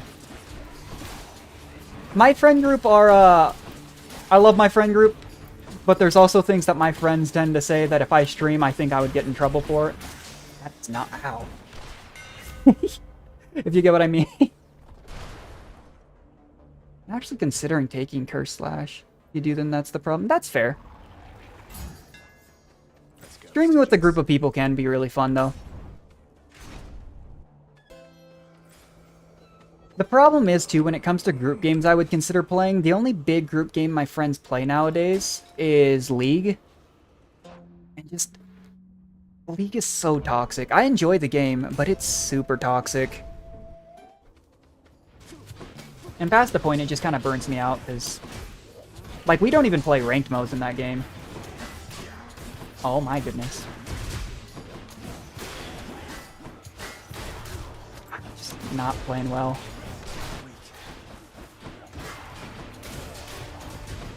A lot of these enemies have pretty strict attack patterns, and I'm just not respecting them. No, that is fair. I mean, I only have one small friend group of like, there's like 3 or 4 of us, but... It's tough, right? Because a lot of the times I feel like the way you make friends is through like school or places where you kind of have to be around people. But I spend like 90% of my time at home. So my friend group are people... Oh my goodness. I was not paying enough attention. My group of friends are like people that I've known for a while. But like when I went to college for that one semester, I didn't talk to anyone. Like, right now I'm taking online school, but when I was up in like a university, I didn't talk to anyone. Hey, that's okay. Like I said, I mean, I totally get that part of things, genuinely. One thing, like I even did too was just like go out to the library, and I know this is like, it's rough to do, like I had a really hard time with this, but I met a couple people in college by just going to like a coffee shop or like the library and just saying hi to people, you know? But I absolutely get not wanting to do that, because that's also not something I would do super often.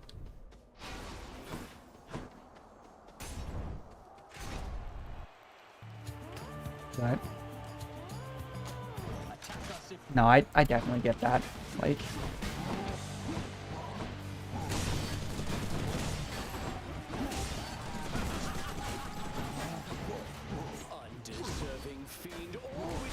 oh, I didn't think it was gonna roll that way. Oh. This run's not looking good. If I'm gonna win this run, I pretty much have to have like a perfect Hades fight, which is a lot harder with the melee weapon.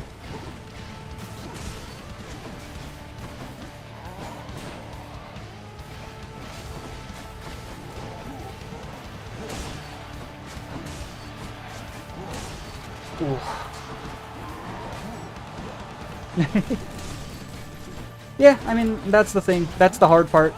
That's something I also struggled with for a long time, was even nowadays, like when I go to work and stuff like that, I don't talk to like anyone. Like, it's, trust me, I totally get it. Like, I just fired my greater call into Asterius invulnerability. I completely forgot about that. And, oh boy. I'm one of those people, too, that the longer I stream... I've only been streaming for, like, 2 hours today, but the longer I stream, the more I start to lose focus.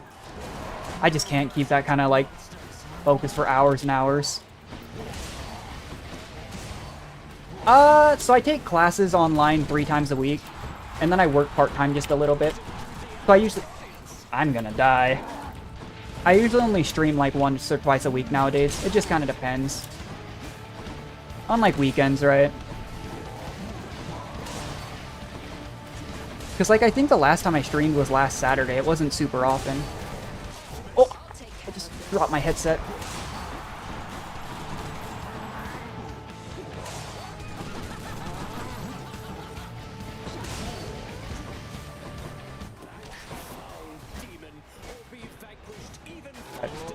Yeah, there's not enough time in the day.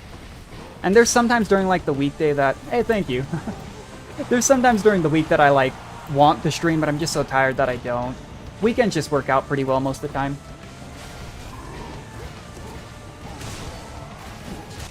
Yeah, I got clapped to that run. That was rough. I just, I think I want to try one more run, maybe with a different weapon, but...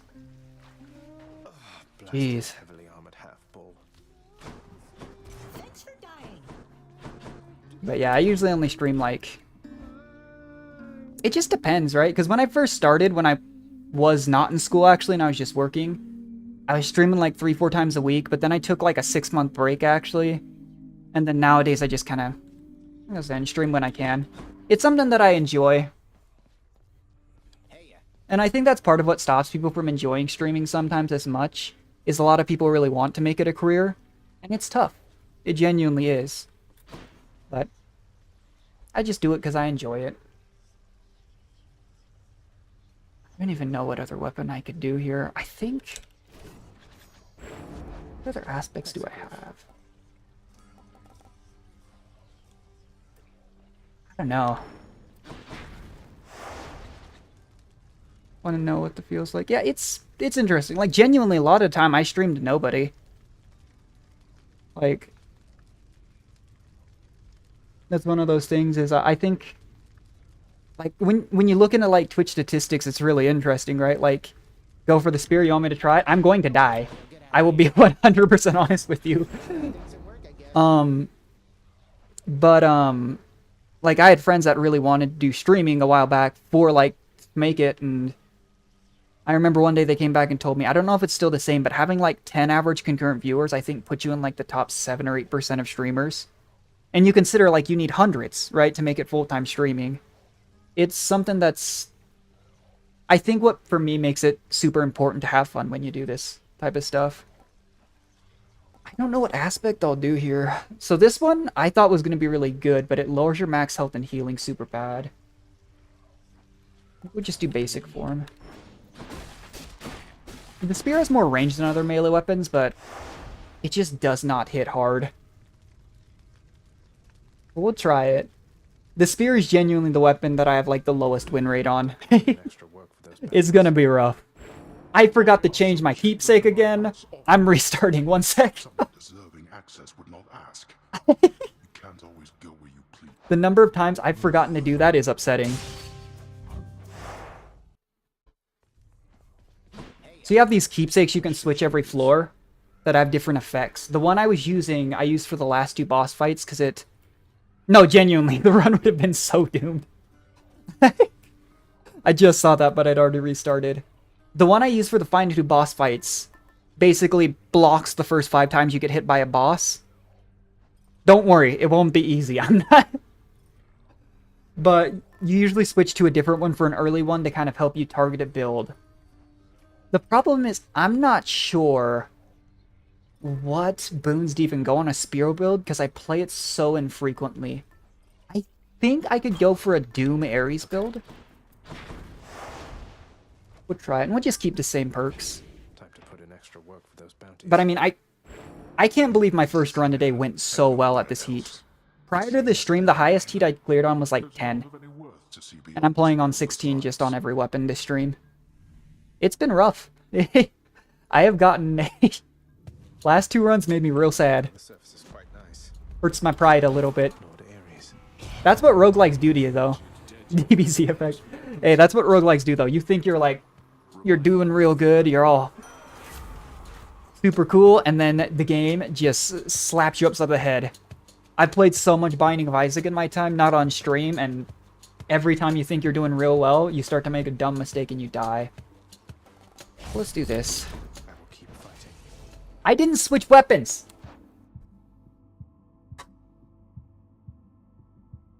What? Sorry. I told you I'd do the spear, I hit my special, and immediately went, that's not the spear. So when you hit give up, it's different from dying because it takes you out the menu to the last save point. So I had been using the sword, so it took me out that. It didn't even switch, like my keepsake went back. All set. That's really awkward. Time to put in extra extra work for those. But no, I totally get the DBZ effect too. Like, Soak in your chamber. that was something I noticed in music a lot when I used to do a lot of vocal and instrumental performance, is you think it's going to be real bad, but then you kind of Really unneeded. get out there and you take what you practice and you perform.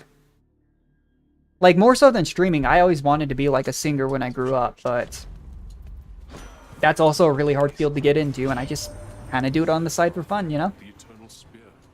I thought. But, oh, that is so awkward. It gave me the exact 3 options. That's interesting. I will keep fighting. We'll see how this goes. I really don't know what a good build for this weapon is. Like, I have a general idea of what I need to do for the other 5 weapons, but this weapon is just so... I don't even think it's necessarily bad. I think at high heat it's considered like a mid-tier of the 6 weapons. I'm just really bad with it.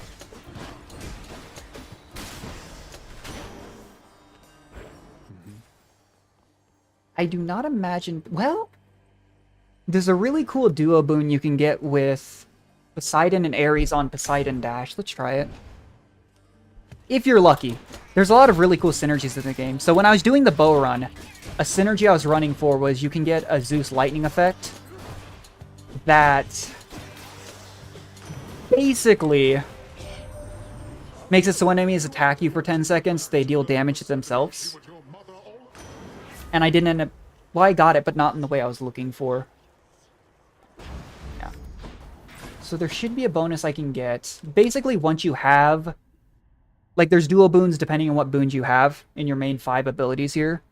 And once you have certain combinations, it becomes available the next time I were to see a Zeus, or a Poseidon or Ares thing.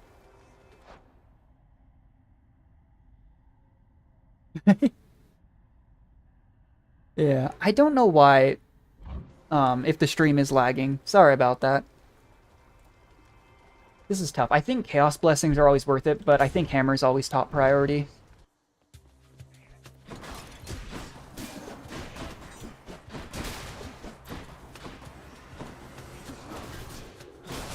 Hephaestus hammers in this game. So I believe you can only have up to 2 in a run unless at the end you get an anvil that lets you trade 1 in for 2 random perks. But these hammer perks are really strong.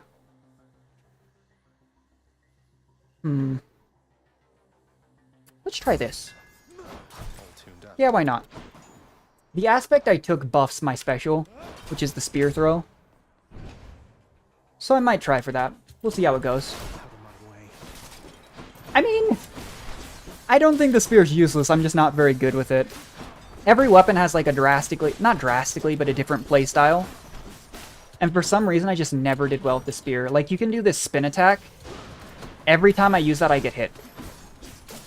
Because even though it has a good range, if you do it right next to an enemy at the wrong timing, you lose a lot of HP.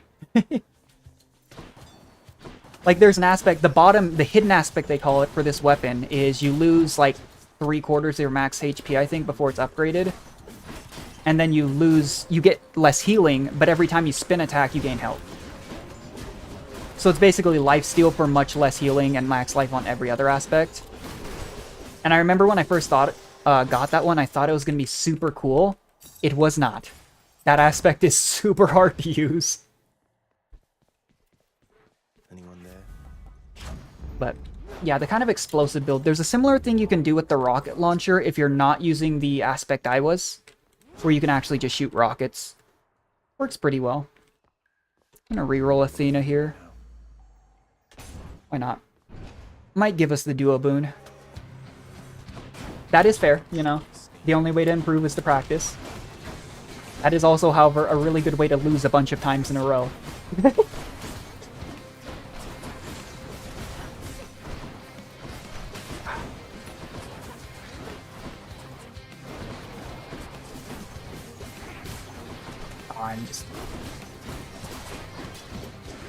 I need to be more careful around this fight. At lower levels, I don't think the elite fights are dangerous at all. But at these higher levels, they actually do a lot of damage, and I'm taking a lot of chip damage before I even get to the first boss fight. Hear me on A little rough. What we got?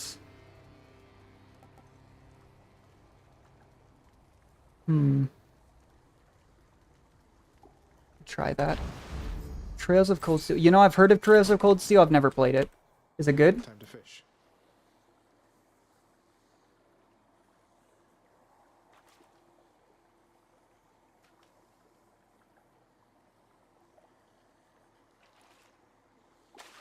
Think I got one.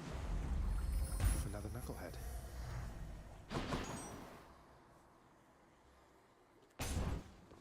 Oh, sorry.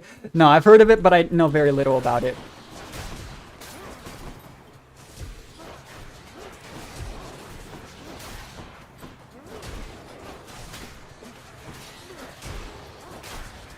I'm actually liking this spear hammer.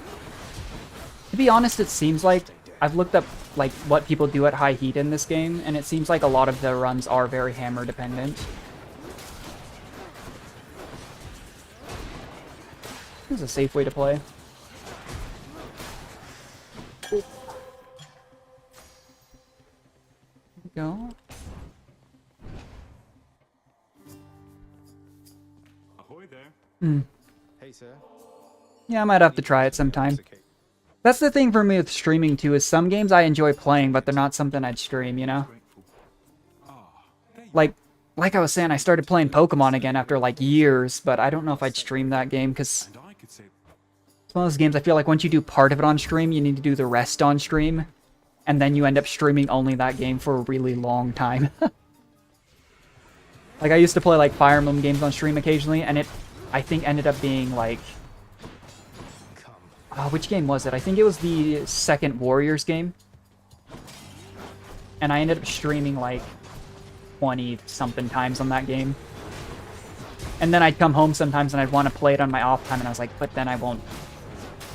Then I'll just come back and I'll skip the bunch. I think that's kind of the problem with streaming story-based games, but... yeah, I've definitely heard of it, and I've heard good things about it. About Fire Emblem? I've played a lot of Fire Emblem in my time. Whatever, let's try it. It's been one of those series, so I'm not like an OG player. The first game I played was the remake of the original Fire Emblem Shadow Dragon. And I haven't played every single one, because with Nintendo series, they tend to come out with so many different consoles that following a series can be a bit harder. But I played a lot of them. I played all the new ones. Really enjoyed them. Fun series. I am just not paying enough attention right now.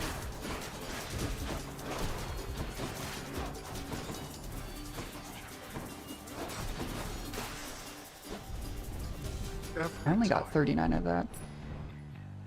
Cheers, father. We'll see. Like I said, I don't stream too often. Usually just once or twice on the weekends nowadays, so... I usually like to play games like roguelikes because they're very much one-offs.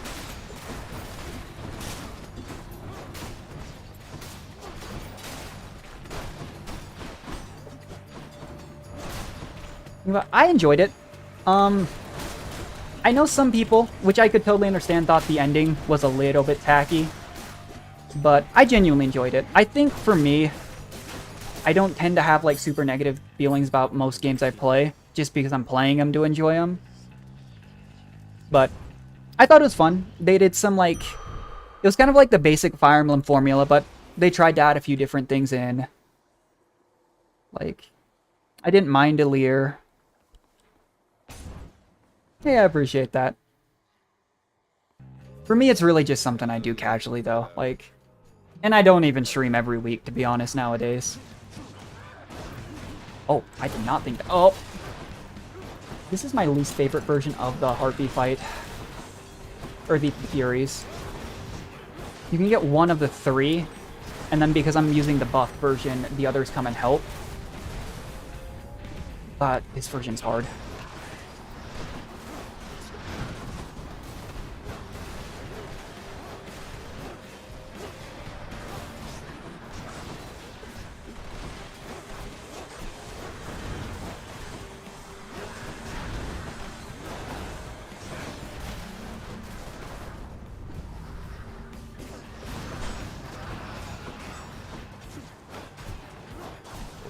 Oh no.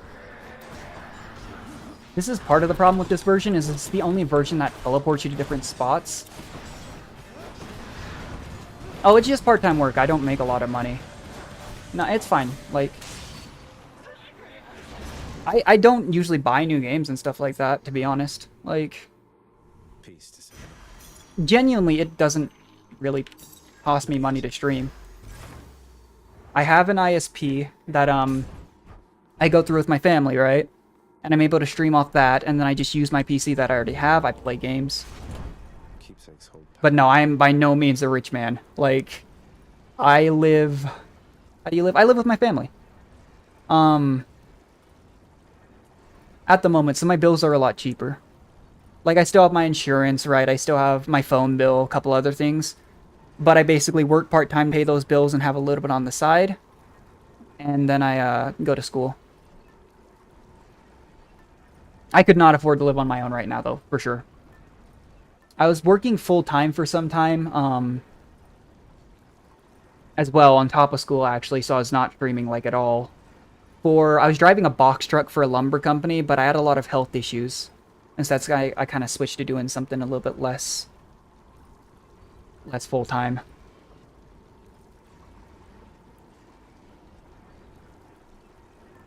Let's see. What do I want? What am I missing in terms of boons? I need a call. But no, I'm very grateful for my situation. Like, if I wasn't living with my family, I'd be in a much rougher spot, for sure. I have no idea what I want to take for this floor.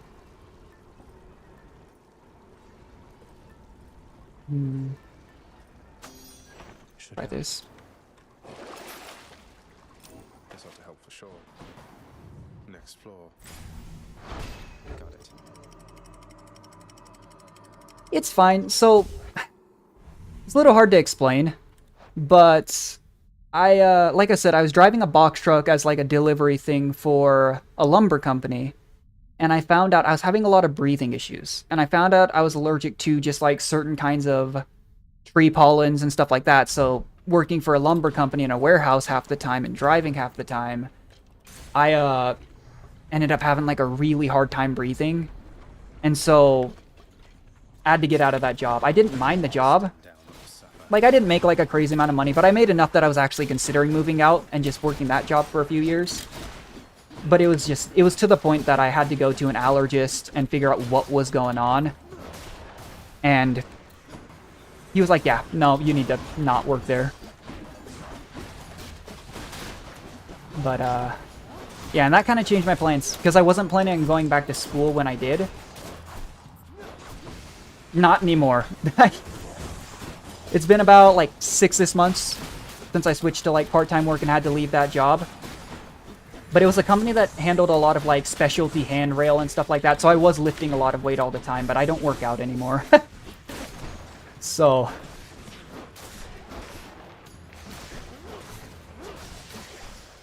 but it was a lot of physical labor for sure. I didn't mind the job though. A lot of the time, basically, I'd go in the morning. I'd pick up like whatever I needed to run, and then I'd just drive from place to place. I'd get to turn on music, and I'd go deliver here, say take this off the truck, sign this, and I'll see you later. Wasn't like a glamorous job or anything, but it was something that I didn't mind doing, and like I said, if I didn't have the health issues, it wasn't COVID. At the time I was working. Funnily enough, though, I was working at other than the lumber company job, COVID is what made me end up switching to that job. And I worked that one for a while, because I was working in a retail store. And then COVID hit and everything shut down, and I had to find something else. And so I ended up talking to a friend, and that's how I found the driver job.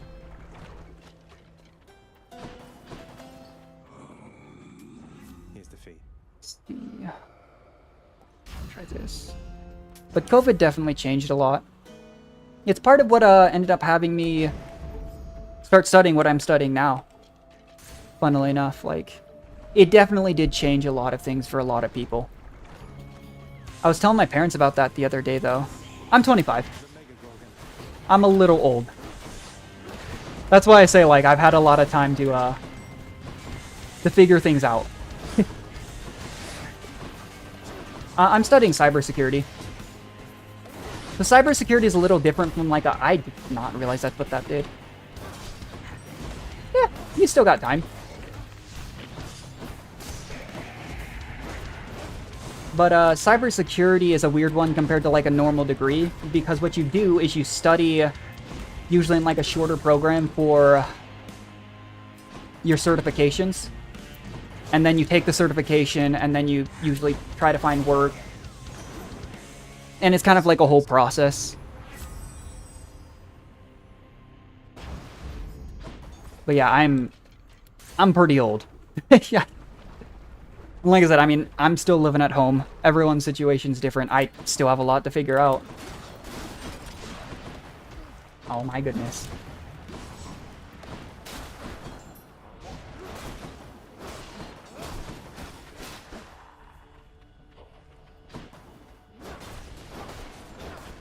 Yeah, there's nothing wrong with taking time.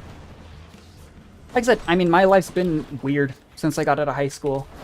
Right out of high school, I was like, I really want to do music. That's what I'll do. And I took a semester in that. Place is crawling with these. And I've spent a lot of time just switching back and forth, trying to figure out what it is I want to do with my life. For a time, I was actually studying medical. And I'm still not sure what I want to do. Yeah, no, I know, right? Growing up, everyone's like, oh, you just go to college, you find a job, and then you'll be fine. I'm like, even if I go to college, I don't know if I can find a job to make a decent living. These. It's rough. And there's nothing wrong with it. In my friend group, I have people that are like early 30s that still live with their families because of how high the cost of living is right now. And there's nothing wrong with that. What's important is that you take care of yourself and you find what works for you.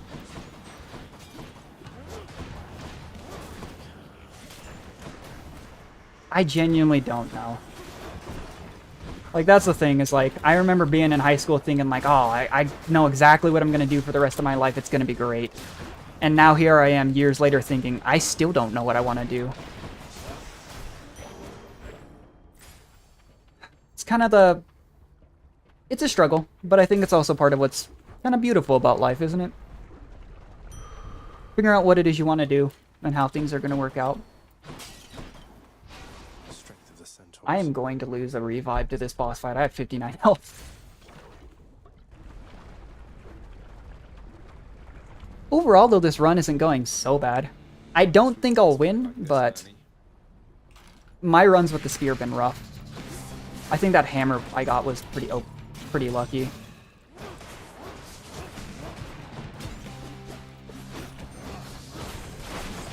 I'm basically just doing a ranged build.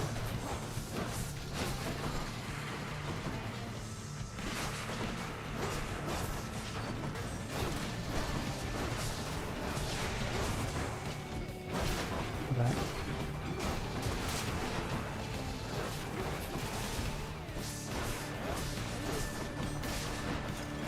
I have 5 health. Willing to graduate? I do think I'm very blessed with my family.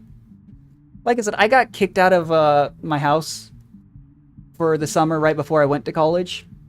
But I was very blessed.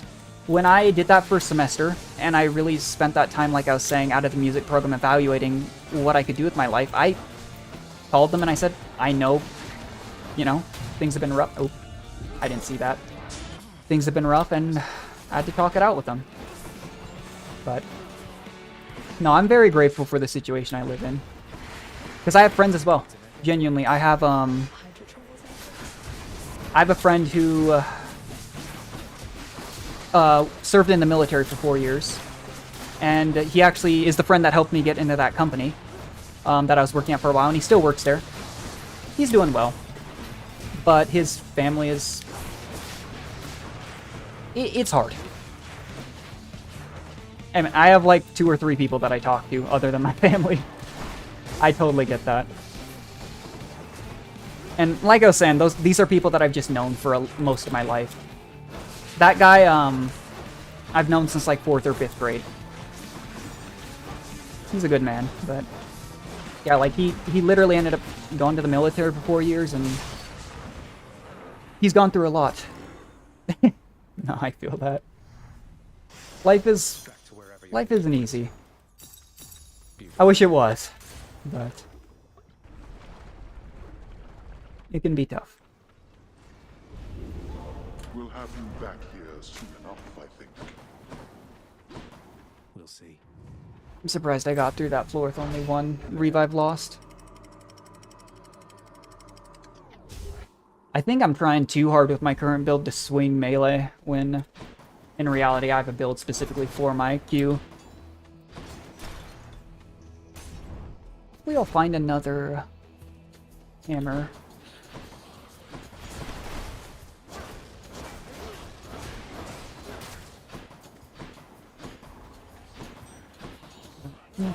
And in general, to be fair, like, friendships and stuff like that, they can be hard.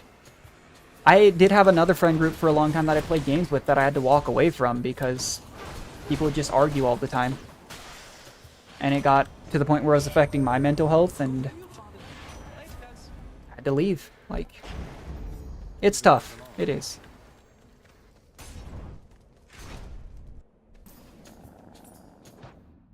And as for the mail, just... yes.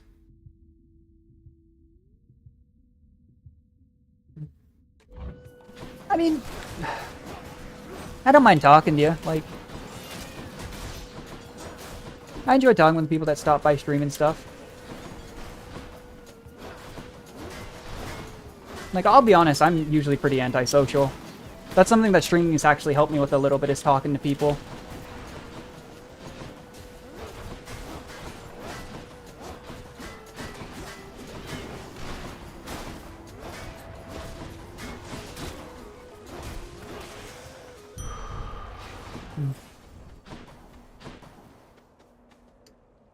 Oh, that's a tough choice.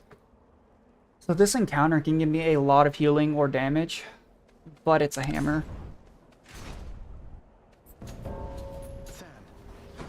Did you miss me, Zagreus?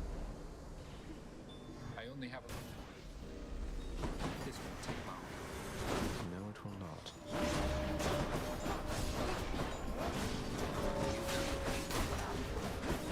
That was regenerating.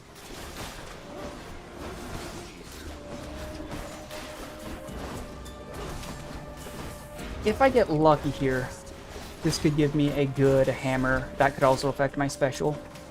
Or it could buff my basic attacks. The thing with this guy here is he's actually an ally, but he will insta-kill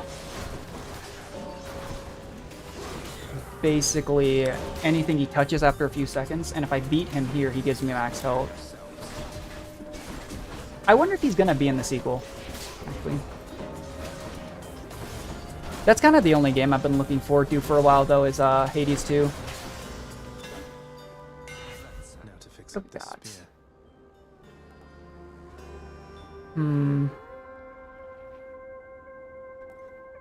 That does sound really good. The problem is, I don't think in the upcoming fights I'm going to get to stand still. Let's go with this. Fix that. Let's keep this between us. I've tried that one before with the regular spear that doesn't explode, and it's really hard to find the timing. Chariots. Luckily, our current build does help with these type of enemies. That's one of the main issues. The sword is my favorite weapon because you can do big crit builds, but it has like no ranged option other than your basic cast.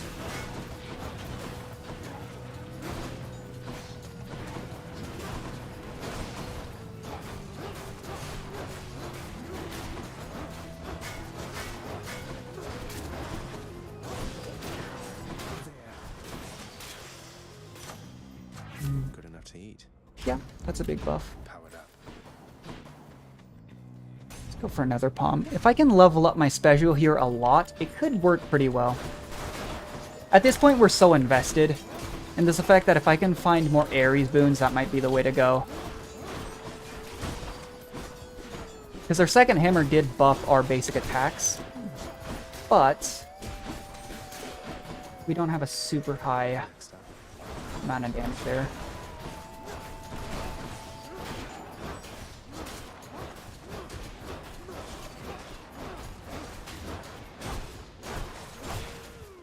Feels so cheesy to just sit here throwing spears over and over.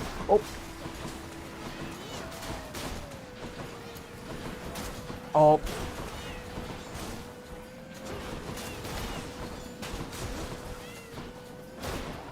Look forward to. Yeah, I heard there's a new Tekken game. Now you're good. Have a good one, Christos. I hope things get better.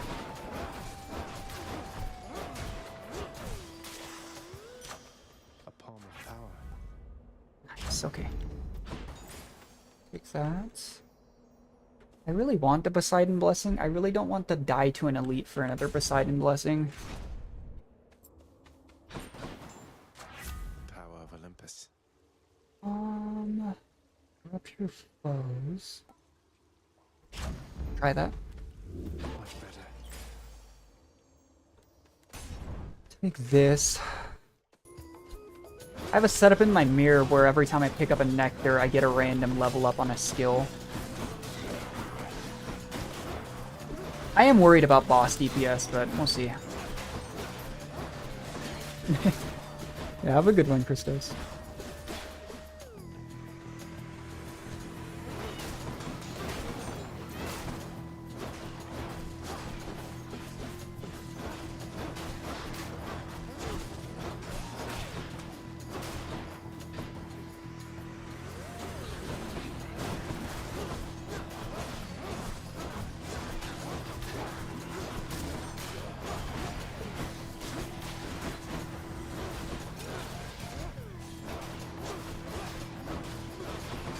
Oh, that's not good. Maybe I should have tried for an Athena perk. I think I had the opportunity earlier because I need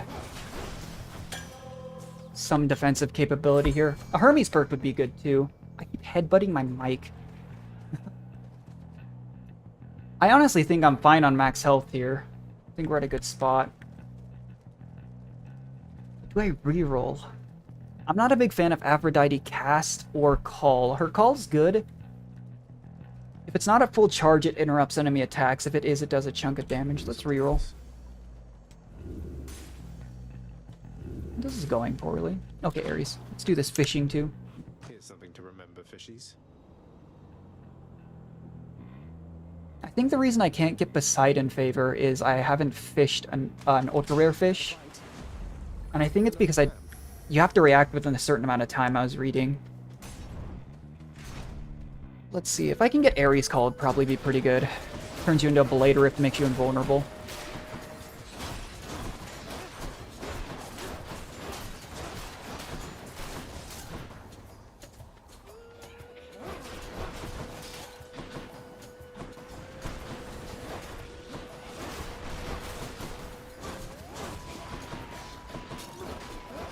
Let's see.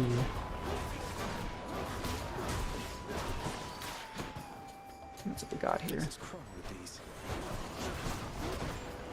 I really do think if I hadn't gone for this specific build, this would be going poorly. It's basically just the rocket special build you can do on the first 3 aspects of the Adamant Rail. Could have been rough.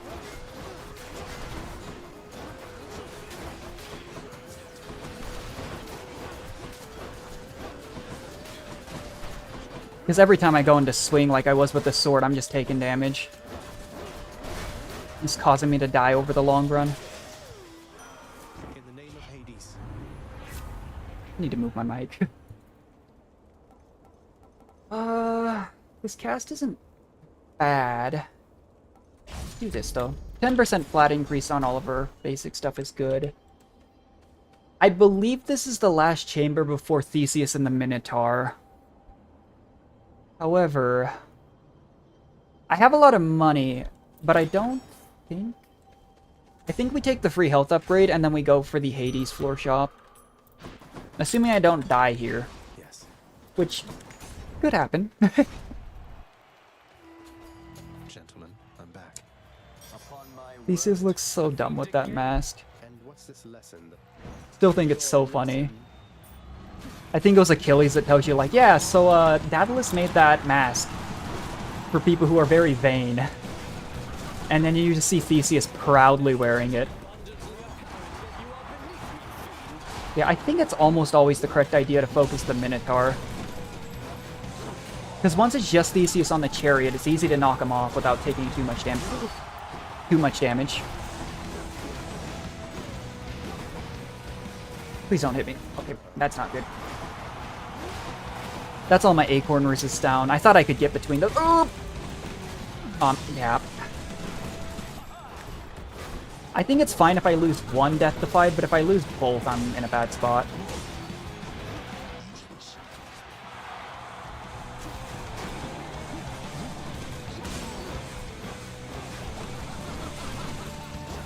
Maybe I should have gone for a call. What's really good about calls in this fight is a lot of times once you knock Theseus off the chariot, you can insta-kill him with a greater call. But I don't have one, so that's not an option. Although not all the calls do damage, so...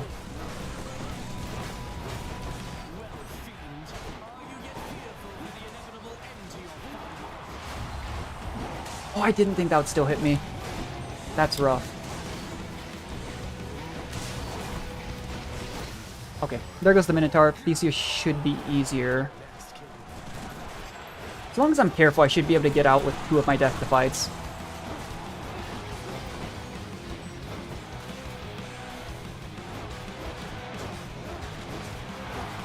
Especially if he just stands still.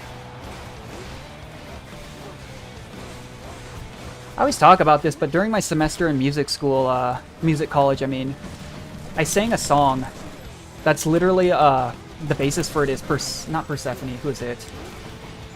Can't remember her name now. But the one that Theseus leaves behind. After she helped him get through the maze with the, I think it's like golden thread.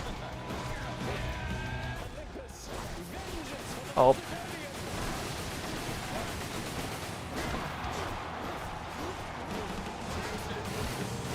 Oh my goodness.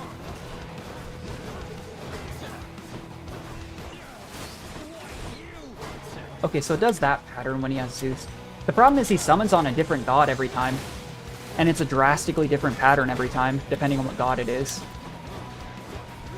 Yeah, okay. We take that.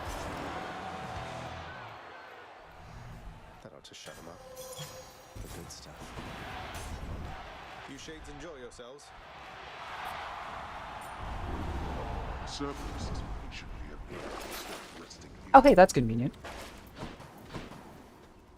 To the side. It's been nice not adding the 9-minute timer on as well per floor.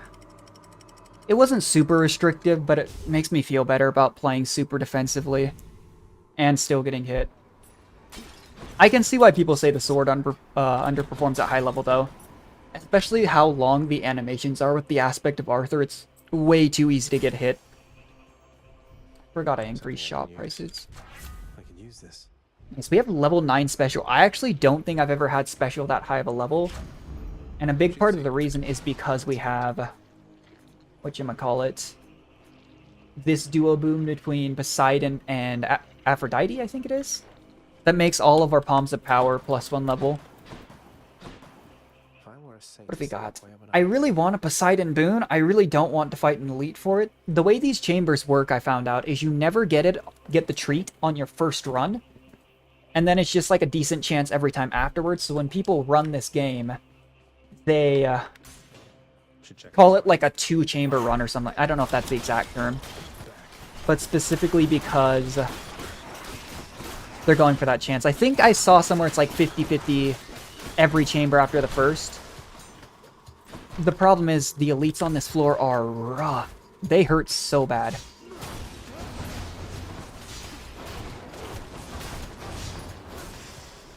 But I still want that Poseidon Ares duo boon. And that would be my #1 chance of getting it. I just don't know. Like, the elites, I think you can get like a big crystal. You can get a tiny rat that has about 1 billion health that runs around and dashes at you. I'm trying to remember. There's one more elite. A lot of the elites are like really big versions of the enemies you run in here. There's like a big rat. There's a big little launcher. It's rough. My main enemies that I lose health to, though, on these chambers are the shamans. They poison you, and then you have to go to one of these little, you know, shrines to heal up. And the ticking damage gets so bad eventually that if you don't dodge every single one of their shots, you're just taking it.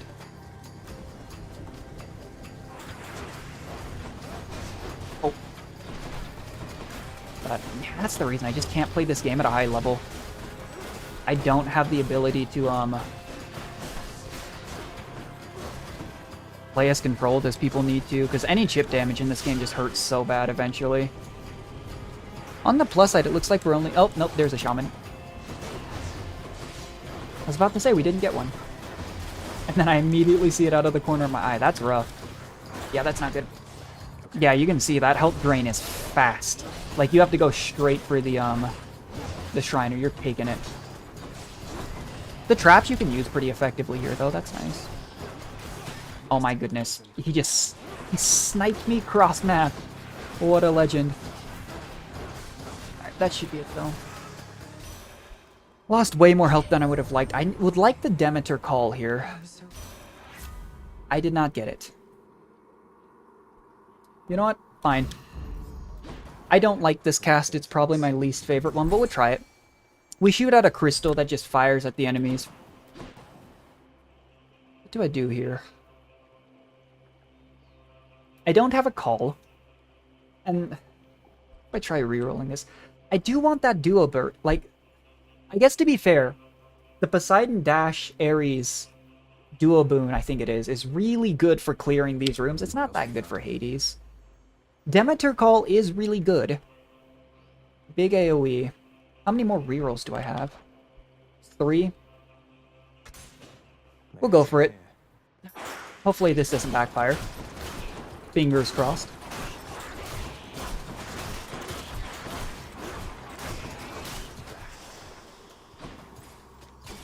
We have an AoE with our current build that I don't think the main... Oh, well, I take it back. Okay, we had enough. As long as I don't get hit by the shamans or those green crystals, I don't think I should lose too much health. I think as long as I don't fumble the Hades fight, I can beat it with, like, 1 death defied. Not like I have to fight the 3rd phase here, because I didn't take that pact bonus. Oh, perfect, I don't have to fight an elite. We take that. I didn't get the call. That hurts. What's the best thing here? So I'm not going to be applying 10... Well, the crystals do ticking damage, so that might proc. I think Ravenous Bow is actually really good with her cast, because these crystals stay out for a long time. I could have taken the Chill Blast. I have enough money for a Palm. Thank you, mate. Level 12, that's nuts. The highest I think I've ever gotten on special, even with this duo boon, is like 7. That's absolutely nuts. It just stinks. It stinks that I didn't get it on a higher rarity. Because most of these main perks, just a higher rarity or higher damage multipliers. But I'll take it. Wasn't there a fishing spot here? Alright. Well, maybe it's a good thing Christos encouraged me to use the spear here, because we might get a second clear on Heat 16 today. I'm so sad. I cleared it on my least favorite weapon, well, second least favorite weapon with the bow first try. And it looks like we'll be good on the spear run, hopefully. But I tried it with my favorite 2 weapons, the beam gun and then the aspect of Arthur, or Excalibur, which of the 2, and I got slapped. The sword just has such a long windup. It makes the crit build super fun, because you can do so much damage, but the windup just hurts. Ah, I got hit there. Because I don't have a call, too, I'm missing out on a lot of free burst.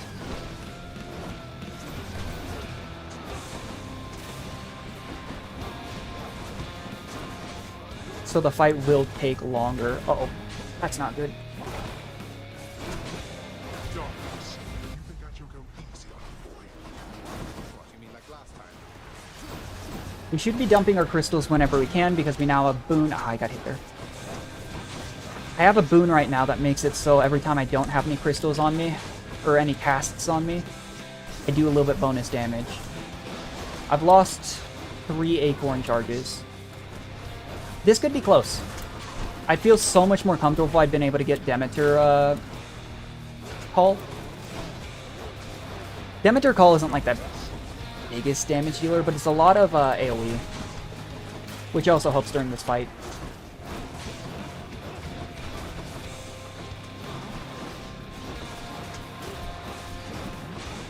Darkness.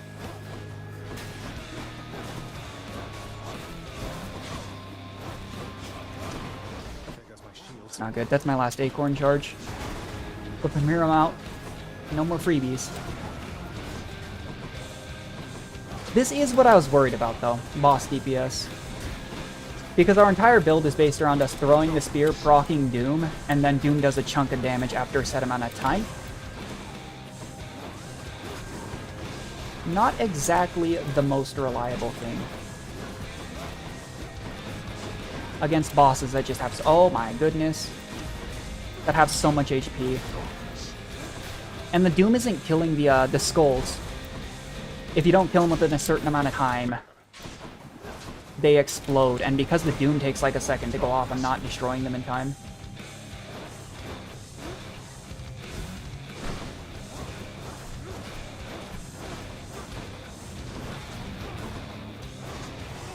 Alright, phase 2. Wait, did I use that death defy? See the blood. Finished. Slow and steady wins the race. I don't think in this form he summons ads that I can remember. I know he summons these. These aren't usually a problem unless you get stuck right next to one as he does that fire beam attack. The fire beam attack hurts if you get stuck in it.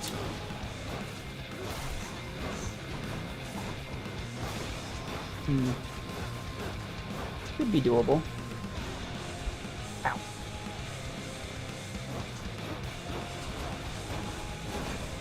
You test my patience. The problem is too, yeah, that attack rips through all of them. The third phase, though, I've only beat once, and it was on last stream when I tried it randomly. That phase is horrifying. Everything goes dark, you can summon Cerberus, like... terrifying.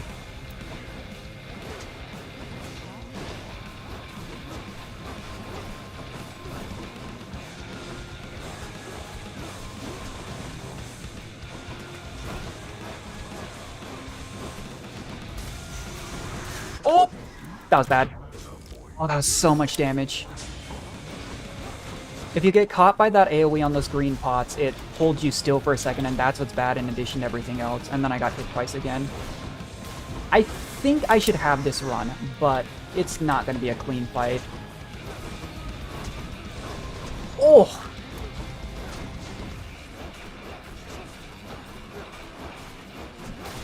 Okay, we got it. Oh. That was rough. That was a tough fight. No.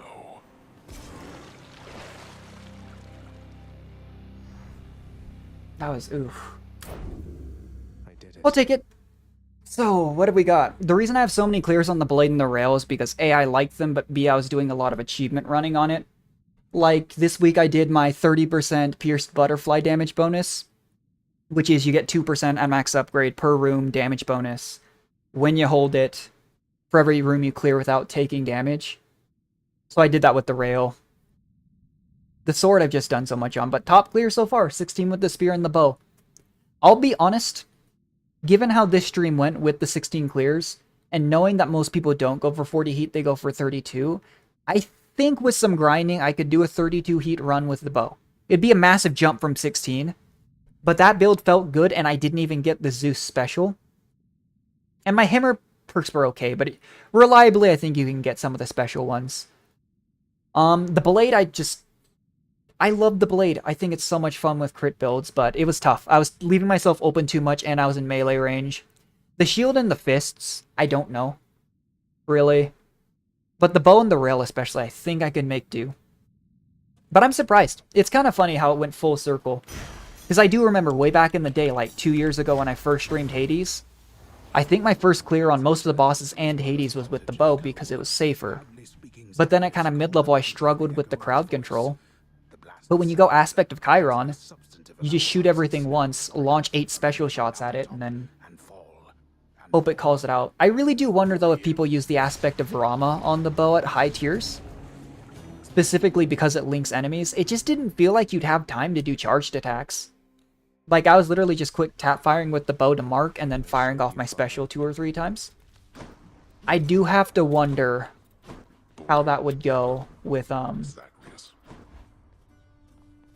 more like primary attack centric build. Because when I was looking it up and what people do for 32 heat, because there are people who years ago now, this game's been out for 5-6 years since early access, have 32 heat with every weapon.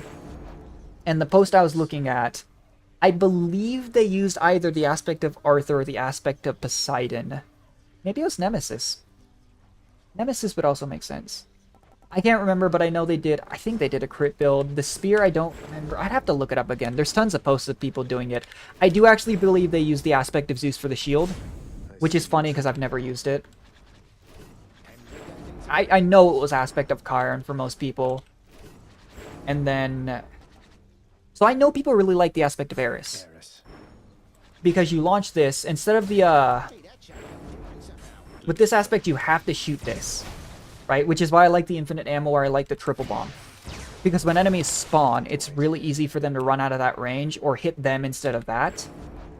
Whereas with the aspect of Eris, you have this massive thing, you stand at it, and you get some damage bonus.